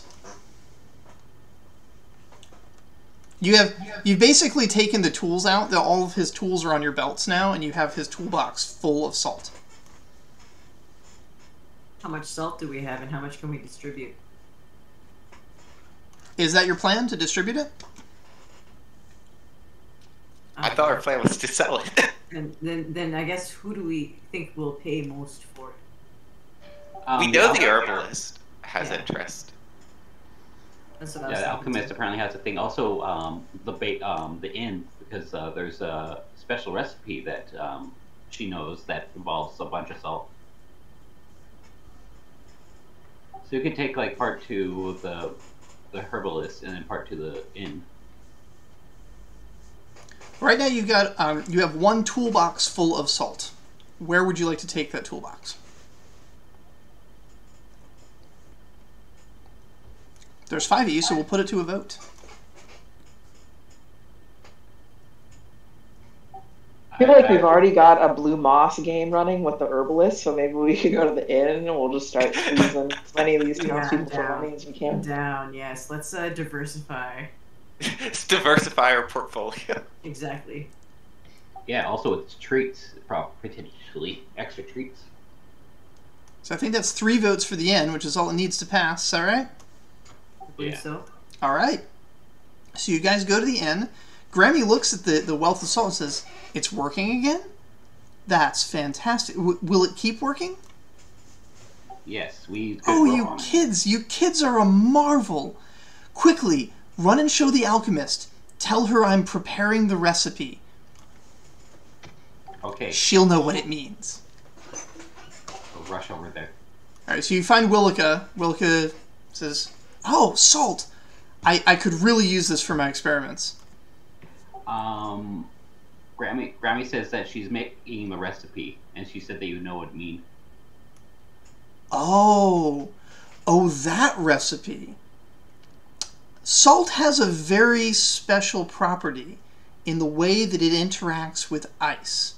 Tell Grammy to get all the ice from her cold box, and I'll need one of you to run up to the miller and tell him to get the device. Alright. Oh, yeah. Let's go.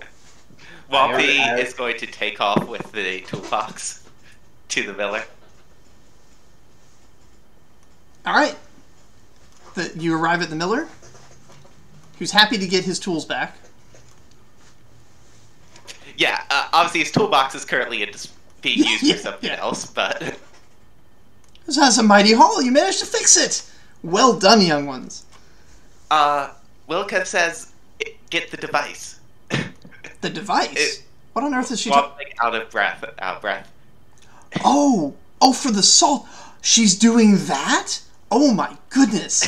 I haven't had some of that in ages. Yes. He starts rummaging around in a closet in the back where he keeps old stuff, and he comes out with a cylinder with a crank on top. And he begins hurrying down the hill with it, almost forgetting that you're there. He shouts behind him to you, hurry, bring the salt. Whompi is like stumbling down the behind the miller with the salt in the toolbox. It's quite heavy for an 8-year-old halfling. Everyone meets up at the inn where the miller sets down this large cylinder and opens the top lid. There's a crank on the top lid, but inside there's actually nested cylinders inside it. And they begin pouring ice and salt into the device. I see some of you have figured out what the device is already. Let's go. Grammy has brought out some of the finest cream that the local dairy has provided for her. And actually, the dairy farmers are there for this event. This is apparently a really big deal for them, as they get to see their product in its finest state possible. And with the alchemy of salt and ice together, they're managed to get a temperature that is perfect for ice cream. Grammy mixes in different flavors, and of course, as the ones who brought the availability of ice cream back to the town, you kids get to have first taste.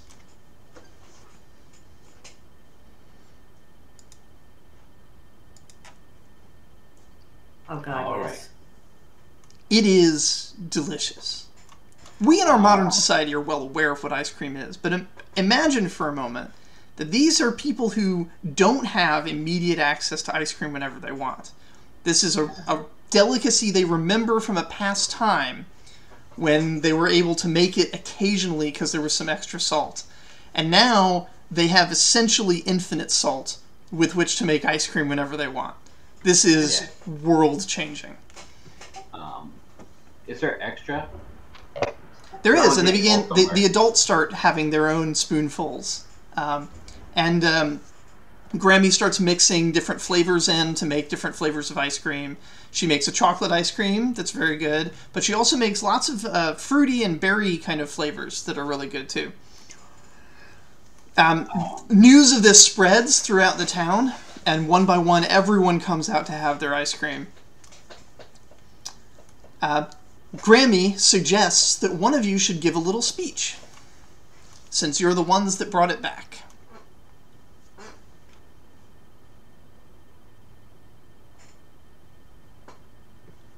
Who wants to do the speech?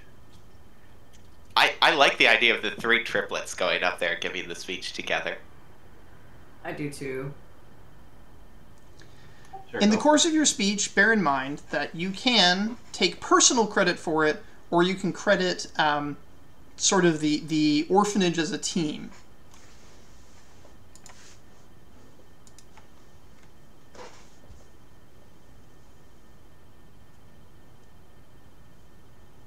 I guess Francis will start, and then we'll lead on into the others. So, this ice cream, I assume everyone's tasting ice cream right now. Oh, yeah. And And having loving a it. great time. It's absolutely amazing. This amazing treat that you're all getting the opportunity to enjoy is brought to you by teamwork. Because of all of the work we did together, we were able to fix the salt machine, and now we have ice cream, and many other things that I'm sure we'll be able to do with salt. So if we all work together, great things can be done. And then I'll pass it off to one of my other triplet. I'll go. I'll just get up there and say, thanks everybody for being so nice to us at the orphanage. We hope everybody likes the ice cream. That's it. And Whompi is going to go up after that. It's a you're welcome for the ice cream. we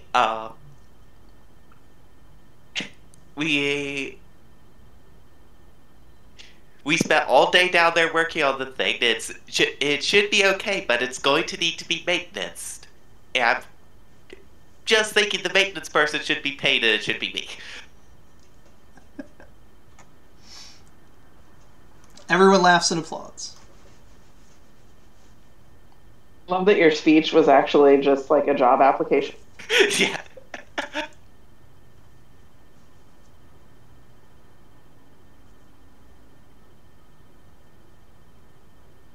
So far we've had Well, that'll do it. one pro team speech and one pro individual speech. Who's next? I think Jackie went already. Yeah, Yeah, Jackie went. yeah. Mine was very The subdued. I was two just other like, triplets were pro team, and then Okay. Whompi was And pro Whompi's pro Whompi. individual. Okay. Yes, correct. Were the other characters going to give speeches or just the triplets? Sure. Kyleel will go up there and it's like, yeah, we all enjoyed this broadening of our minds of the youth in the town to get this project done to make the town a bit more cheery and happy place. You know, it would have not been done if we didn't get help from the fisherman. It was his materials as well as the store person that Pickle that helped us do it, and that proves that when the new folk are in need of help, that the older generations are there to help us. It proves that this is definitely a great community to be with. You get lots of cheers from the crowd, and of course the fisherman and the general store owner are both looking around proudly and pointing themselves. Yeah, I helped. Yeah. And then Mina, the actual engineer of the group.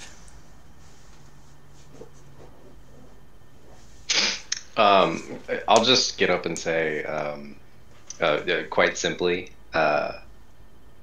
it was broken, and now it's fixed.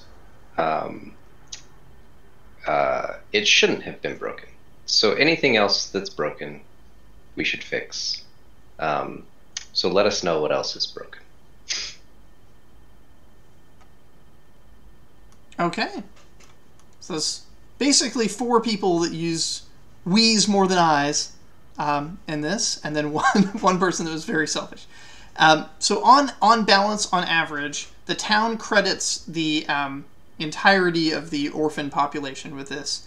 So every single one of your characters, even those not part of this current party, gain 1 renown.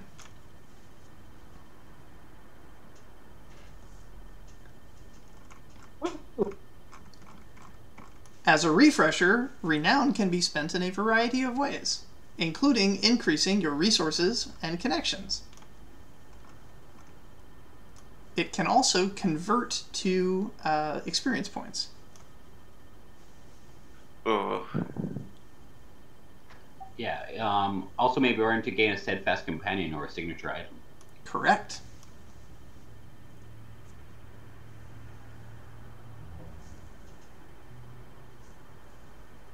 You do not need to... Oh, and I'm sorry, you do need to spend it right now. That's right. That's the point of renown. You need to spend it right now on something that's relevant to what you just did.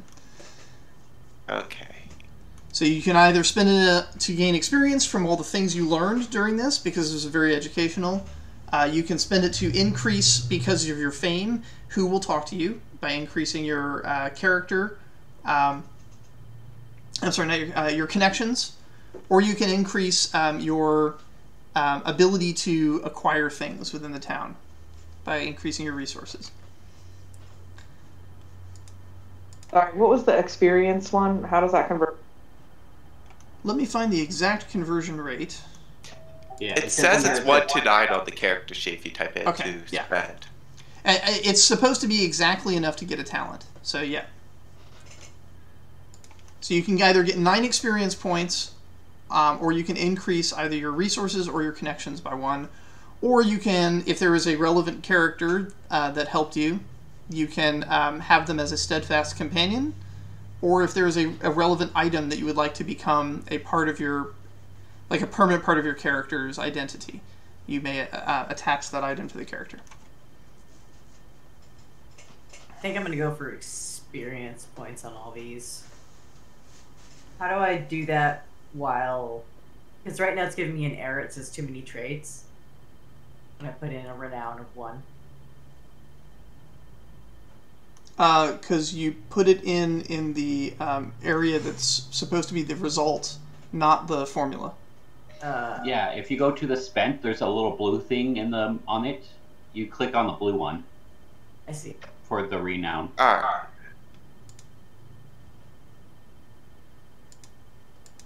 I don't understand. So, Like I did, there's a smaller number where it says spent. I put in the number, it gave me a -1. Okay, let me do this here. So you need to put one There in you go. earned and then put a one in spent. I see. I see. Yeah, Thank you you. need to put one in earned first. And that goes for all characters, right? All characters have it. All characters, because you guys were not selfish and didn't try and take personal credit, all the characters got the benefit. Assume- On average, you were not selfish. Oh yeah, but I mean, but anybody can do anything, but I almost feel like the other characters just end up getting it pushed into resources and connections. But experience makes sense too. I can understand. can I? It's going to be weird. Can I use this on Araxi for Lorpin to be considered that sort of companion in going forward, or is that too much? It's allowed. This will change the trajectory of Lorpin's arc, but yeah, if you want to have Lorpin as like a permanent mentor that follows you throughout the rest of your character's adventures, yeah, that is allowed. I think that is the most logical thing for Araxi. It wouldn't be the first time either. Troy did that to Ed. Ed had an NPC that was actually trying to kill Troy's character. And Troy spent a renown point to get it as a companion. It's just like, all right, the assassination plot is gone. Pretty sure I did it twice, actually. The second one wasn't trying to kill me, but he didn't want me to have the second one. Because Galen was going to kill me. Yeah, Galen was going to kill you, and then... 100%. Yeah, I just 100%. took that option off the table. And then Haley. I can't remember if I used a renown for Haley. Also, given Haley's powers, it's not entirely clear if you became her companion or she became yours. Like, she sees time, so yeah. Yeah, she chose what happened. I have a so I don't have the talent, but this is renown. To poke at it, can I get an item because we've now done something that basically is a working representation, like basically a technical writing of that machine? Yes, if you would like So- to basically create a blueprint of the machine to take with you and for future purposes, that could be your item. Yeah. And just curiosity, this renown is prior to us spending experience points for our day, right? So no, this is something that's happening at the end of the day.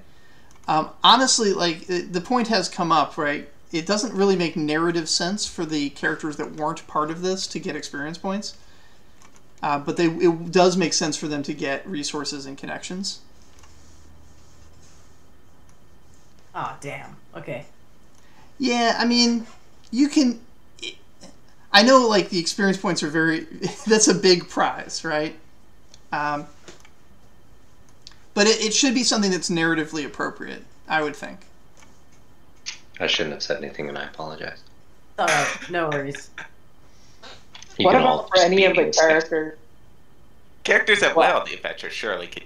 Oh, yeah. Yeah. Characters that went on the adventure learned all kinds of stuff today. Like, they got lots of education from this. This is very much an experience-full situation. Yeah.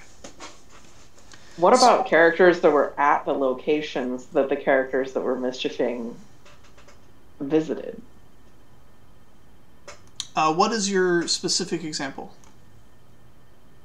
thinking of like characters that might have been at the miller or the store or whatever, like the places that we went to. They might have observed some of the adventures, but I mean, it's fine if that doesn't count. But I was just throwing it out. It would if it was appropriate, but there was no one working at the miller today. The characters that were at the general store never got involved in what was going on. The characters that were... I don't think actually anyone was with the fishermen. Well, probably they were retroactively when Ed gets back. But they didn't help you. They loaded fish and left. So there wasn't really any situation in which they were working on your project with you. I can see what you're saying. Like there have been situations where you've called upon an assist from one of the characters that happen to be on location, which is totally cool. That didn't really happen this adventure. Yeah. Since I can't get experience for it, I think I want to burn it to have Pankel as Glup's companion. As Glup's mentor? Okay. Yeah. How do I denote that mentorship on the sheet?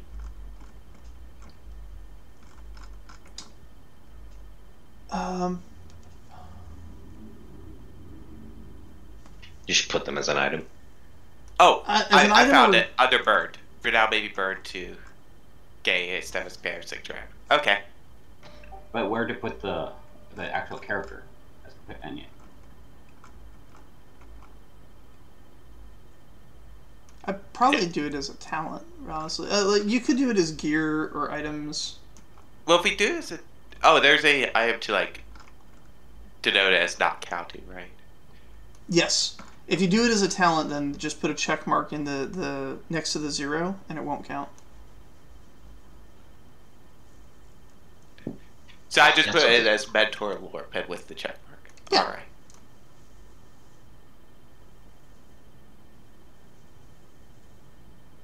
Now to decide for Whompi.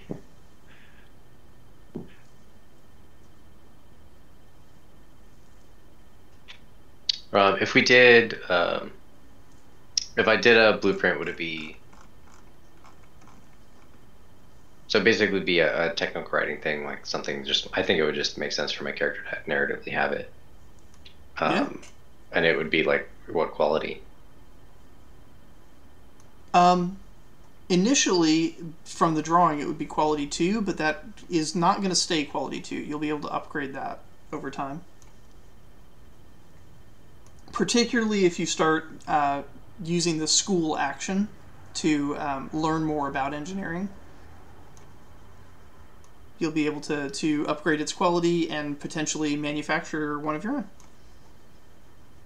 Sweet.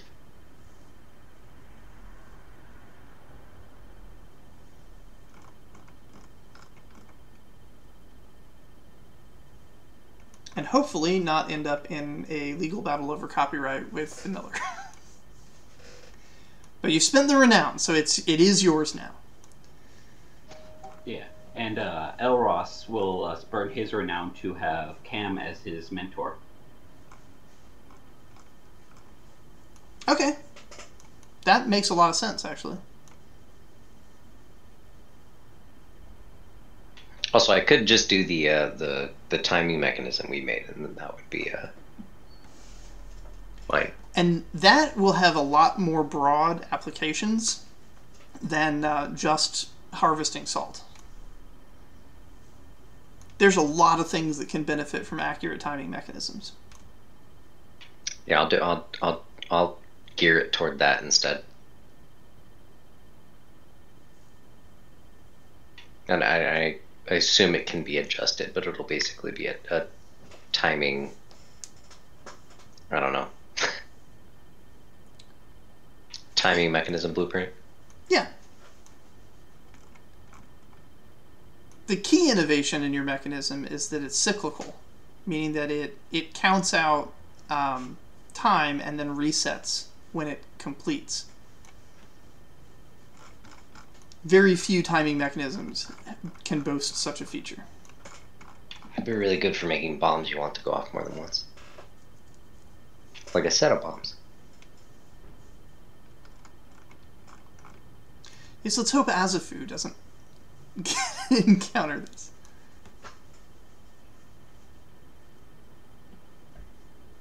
All right.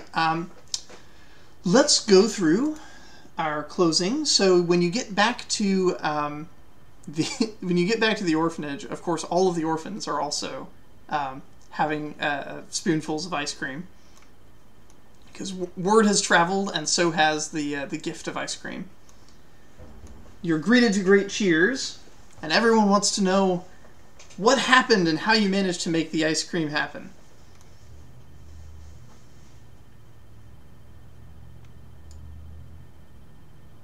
Trompi quietly pipes up and says, I read a lot of schematics today. It was pretty interesting. And then they go on just sort of like rambling off about like very specific, minute details that they found particularly interesting. And then trail off into to awkward silence. Okay. That's your boast. You get an experience point for that. Whompi, when Trompi trails off, is going to step in to like distract. Oh, we went there. We solved the problem. We went to the miller to find out what we could about the salt maker. Miller gave us a blank check to get whatever we needed to fix it. We went, looked at schematics once, committed it to memory. Whompi went then to the store. Storekeeper gave everything he got. Reminder that, can I just recount that Whompi gives back the clockwork thing during the ice cream celebration? Sure, yeah. And then we went down to the beach. And that was where it was hard, because we had to figure out how it worked. And Whompi went in there, Whompi cleaned it out, dug everything out, and we got it so that it would work, but we couldn't get the pulley to attach. And then I decided that, you know what? Whompi's not afraid of no water. Whompi went down, and Whompi tied that thing, and that thing is not coming apart. You can ask Lorpin. Lorpin said so himself. Well done. Experience point granted. Yeah, so while they were doing their fixing of the thing, I went and I recruited some of the local aides around the like the fishermen, and he was with my smooth charm. I was able. He gave us some rope and a bunch of the components we needed for this. Or we didn't need just regular rope. No, we needed a super strong rope, which only the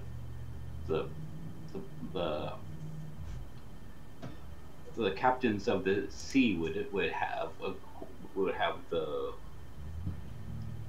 access to. So I got those, and with the help of Lorpin, he was able to determine that the rope was successfully tied by our great friend over here, Thwompi, and we all had ice cream afterwards, which probably is the best part of the whole story. Well done. An experience point earned.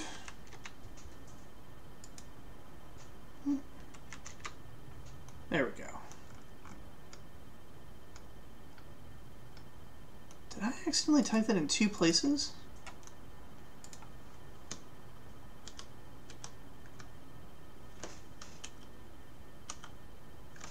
Okay, I got it. Alright, we're good.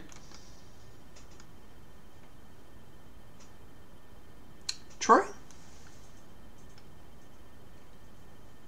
What is Mina's boast?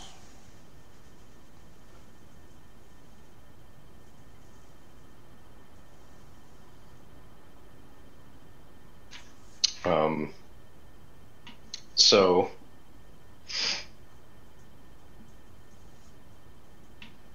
we prepared and got everything you needed as you heard, and we went down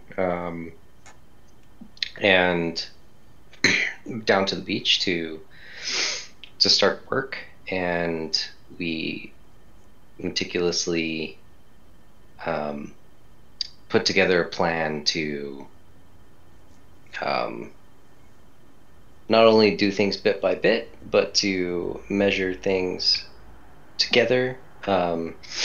She just kind of trails off and just keeps talking. about the intricacies of everything, and says,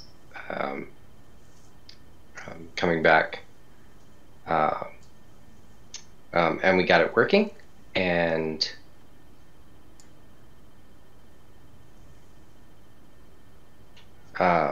and hopefully there will be more projects.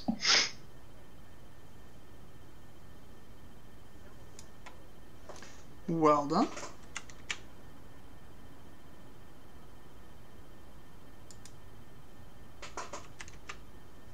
All right. Fun there. So, Francis,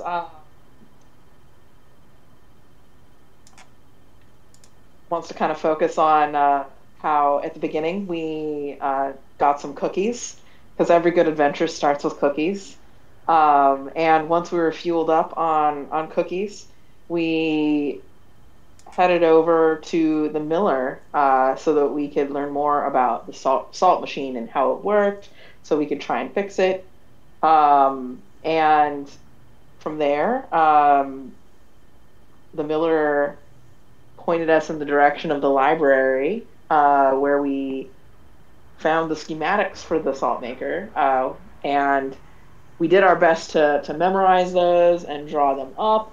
I made a drawing, but Whompi did too, but Whompi's was better. But still, you know, my drawing was okay. And we, from there, went off and got some tools so that we could, tools and parts so that we could try and repair it. Yeah, and then once we got to the salt maker, we, you know, had to figure out how it worked, and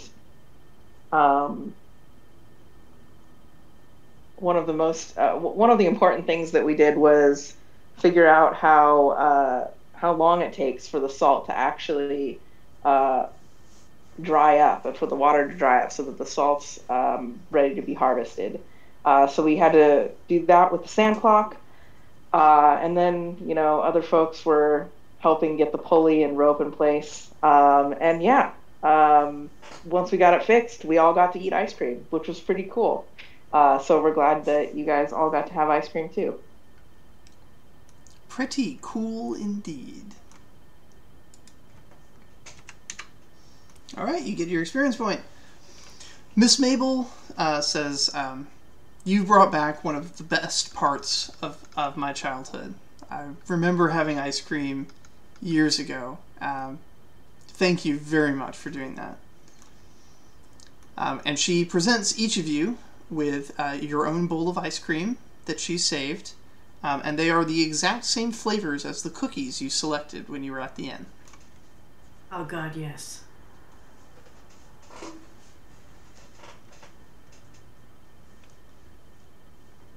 I'm surprised the Whompi doesn't have coffee flavored ice cream. Oh, but Whompi does. Whompi is so proud about that. Alrighty. Many of the other characters also did stuff today. Let's just start, we'll go left to right here. Jackie, did Bax do anything at the end today? Or learn anything? Yes. Bax learned, let's see, what did Bax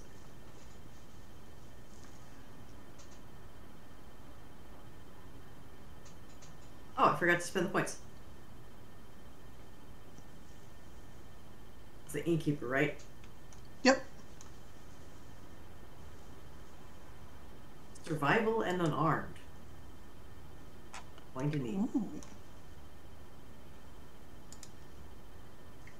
And what did Bax think of the stories that were just told? Which of the returning heroes of the Great Ice Cream War is I'm most going to deserving? assume that refresh my memory, of course, but I'm assuming that Whompi expressed their extreme swimming skills. Whompi did, yes. Okay, cool. Bax thinks that is tight as hell. Like, that's so badass. Bax loves that.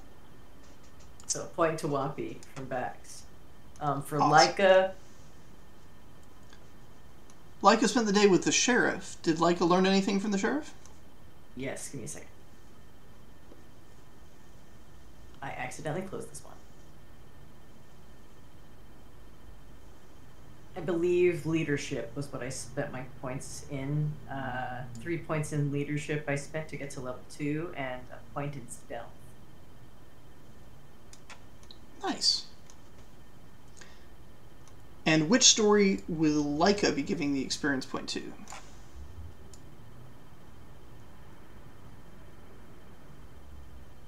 Leica will give it to Troy's character for the methodical explanation.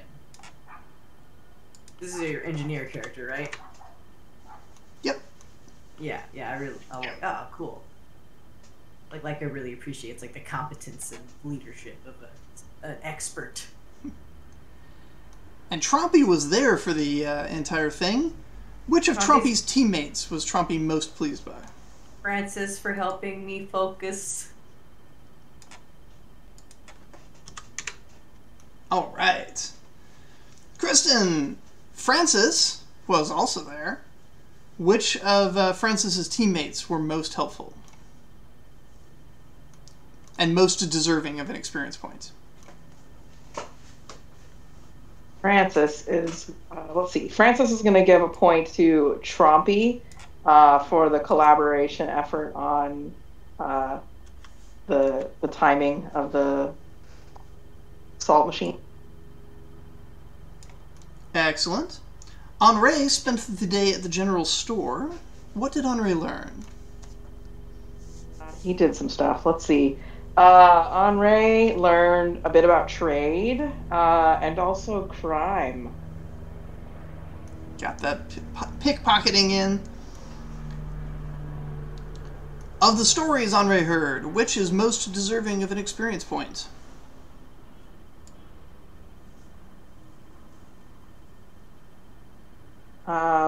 Henri, let's see. He is going to...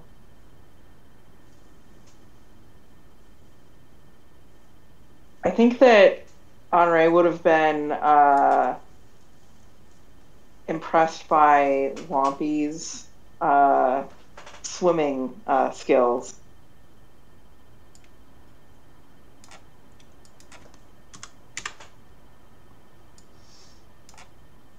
Excellent. And Zara spent the day at the inn. Was Zara learning anything or just earning some coin? I forgot about the coin too. Zara learned a bit about performance and persuasion. Very useful. And to whom will Zara be giving her experience point? Zara is going to give a point to Kyleel for their partnership with the fishermen. Kyleel. In getting the salt thing fixed. Excellent. Tice, Elros spent the day with Cam. Yeah. Spelled differently though. There we go.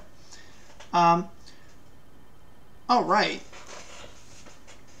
So, Elros is trying to learn magic, right? Yeah, since he has, he has it inside of him due to being an elf.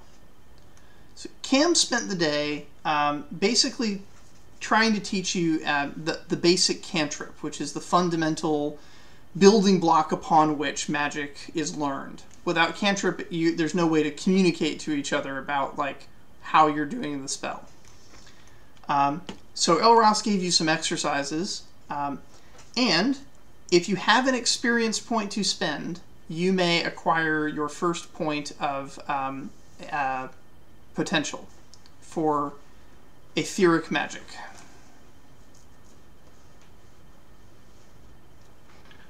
Sadly, I do not have any points at this moment. Okay, when you're ready, that option is available to you. Yeah, I did burn my renown points to make Cam my mentor. Yep. So Cam will be available to mentor your character throughout their education and potentially beyond. Having heard all of these wondrous stories, which of the brave adventurers will Elros be giving their experience point to? I want to give it to what's it, Whompi, because diving into the water and just like it sounds pretty heroic.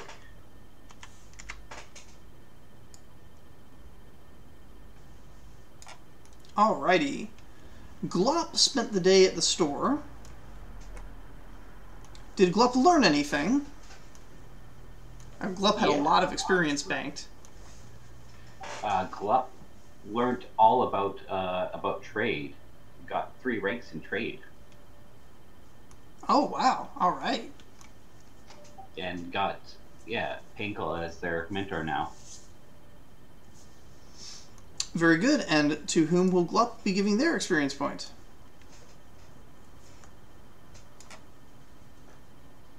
I think Glup will give it to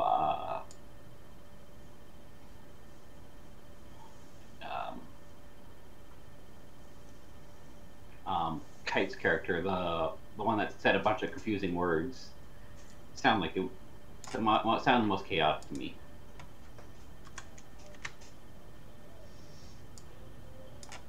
Alrighty. And then, of course, Kyleel, who was on the adventure. Which of Kyleel's companions were most helpful to them?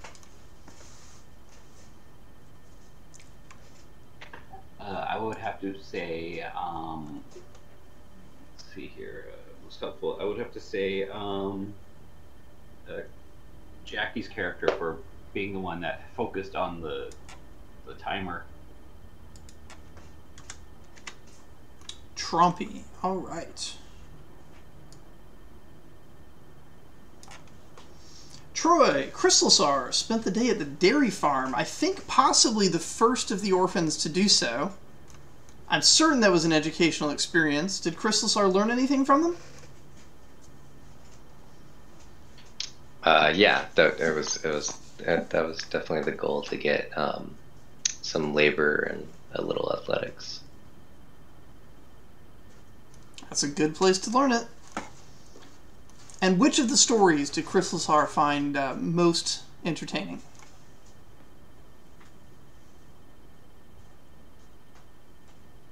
Particularly being as Crystalsar was, with the dairy farmers when they brought a bunch of cream up to be turned into this magnificent treat. I'm sure they have an opinion.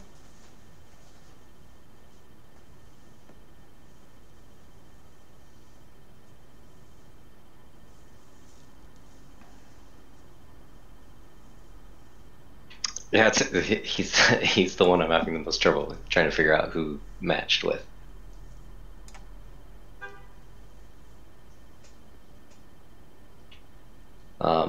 I'm still thinking I might need to come back to him. All right. Are you ready with Kofric? Yeah, I'm ready for the rest. All right. So Kofric spent the day at the orphanage. Was Kofric learning anything?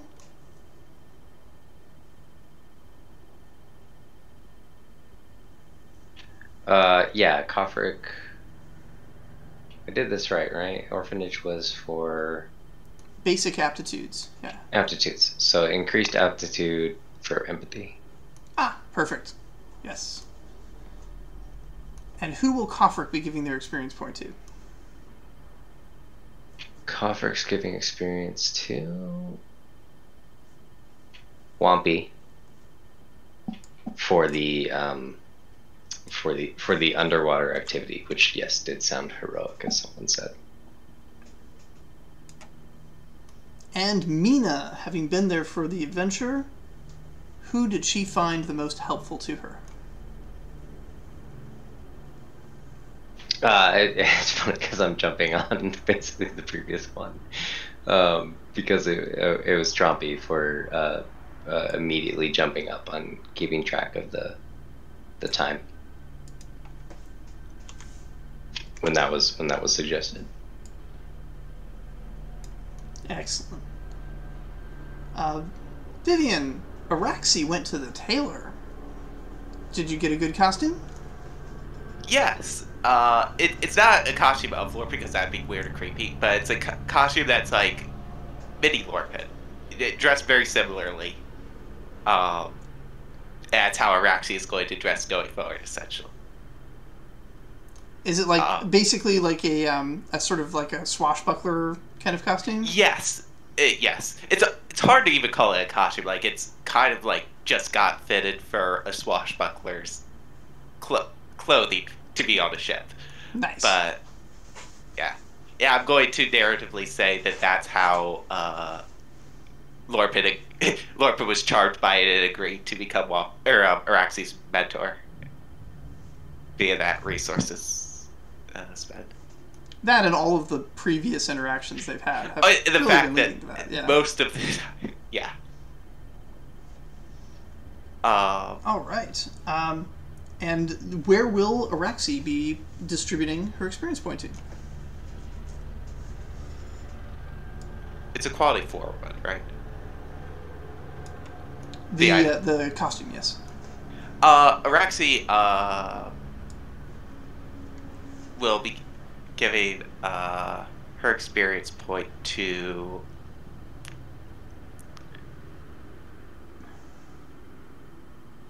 Mina for organizing or really like being the engineer behind the project, essentially. Alrighty. Nest spent the day studying with Cam. Fix the spelling there. Okay.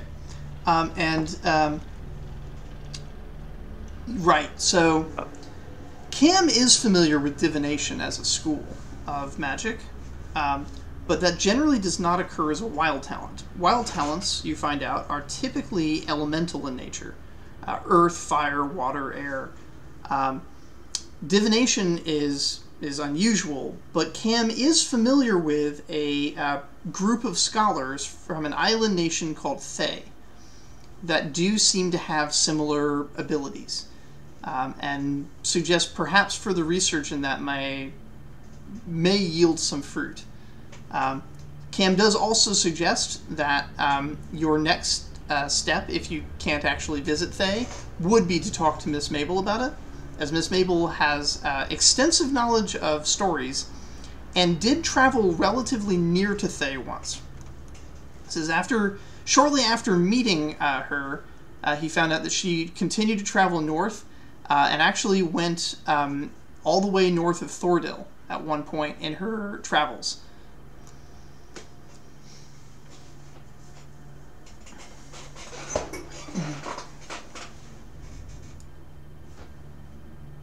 All right, and you said the island nation is called Thay, right?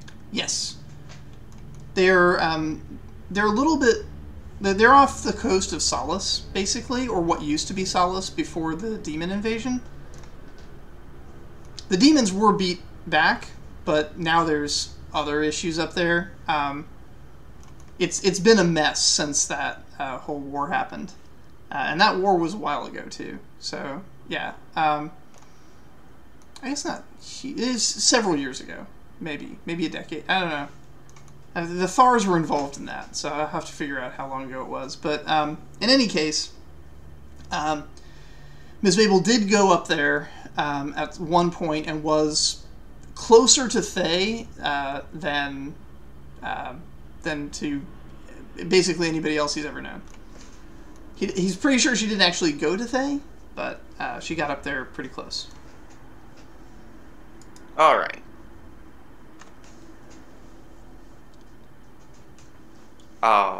Yeah, as for experience, Nest is going to give experience point to Kyleel for just gain everything, or like really like thinking ahead and trying to get items. Even though the anchor was not ended up being needed, Nest really appreciated that as a thought.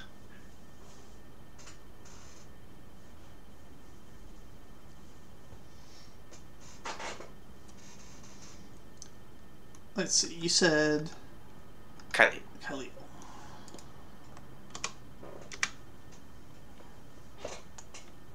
Please don't sit on my keyboard. Thank you.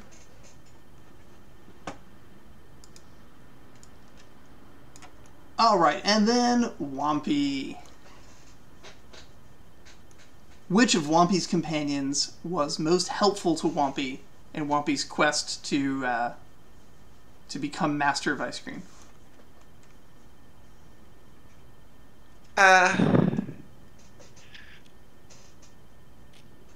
Probably Francis, because Francis was really assisting in doing the actual research, and Whompi didn't care to do, really. Whompi took one look, hoped to memorize it, and that was it for Whompi, whereas Francis did the actual research. Right on. Chrysalis R. We still need an answer about their decision. Yeah, so it's going to be Francis for Chrysalis R too, and like ally support is what he views, and that's what he saw. Excellent. All right. So just to sum up here, Jackie, Trompi earned 4 experience points in total from all of that. Francis earned 4, Kyleel earned 3, Mina earned 4, and Whompi earned 5. Just make sure everybody gets that recorded on their character sheet.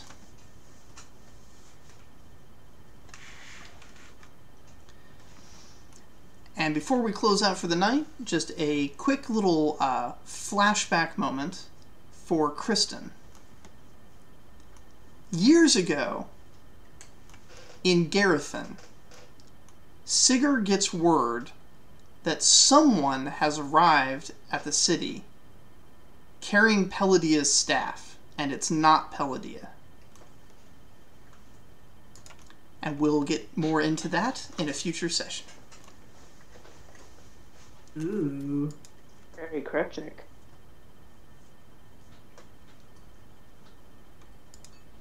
Hope Palladia's alright.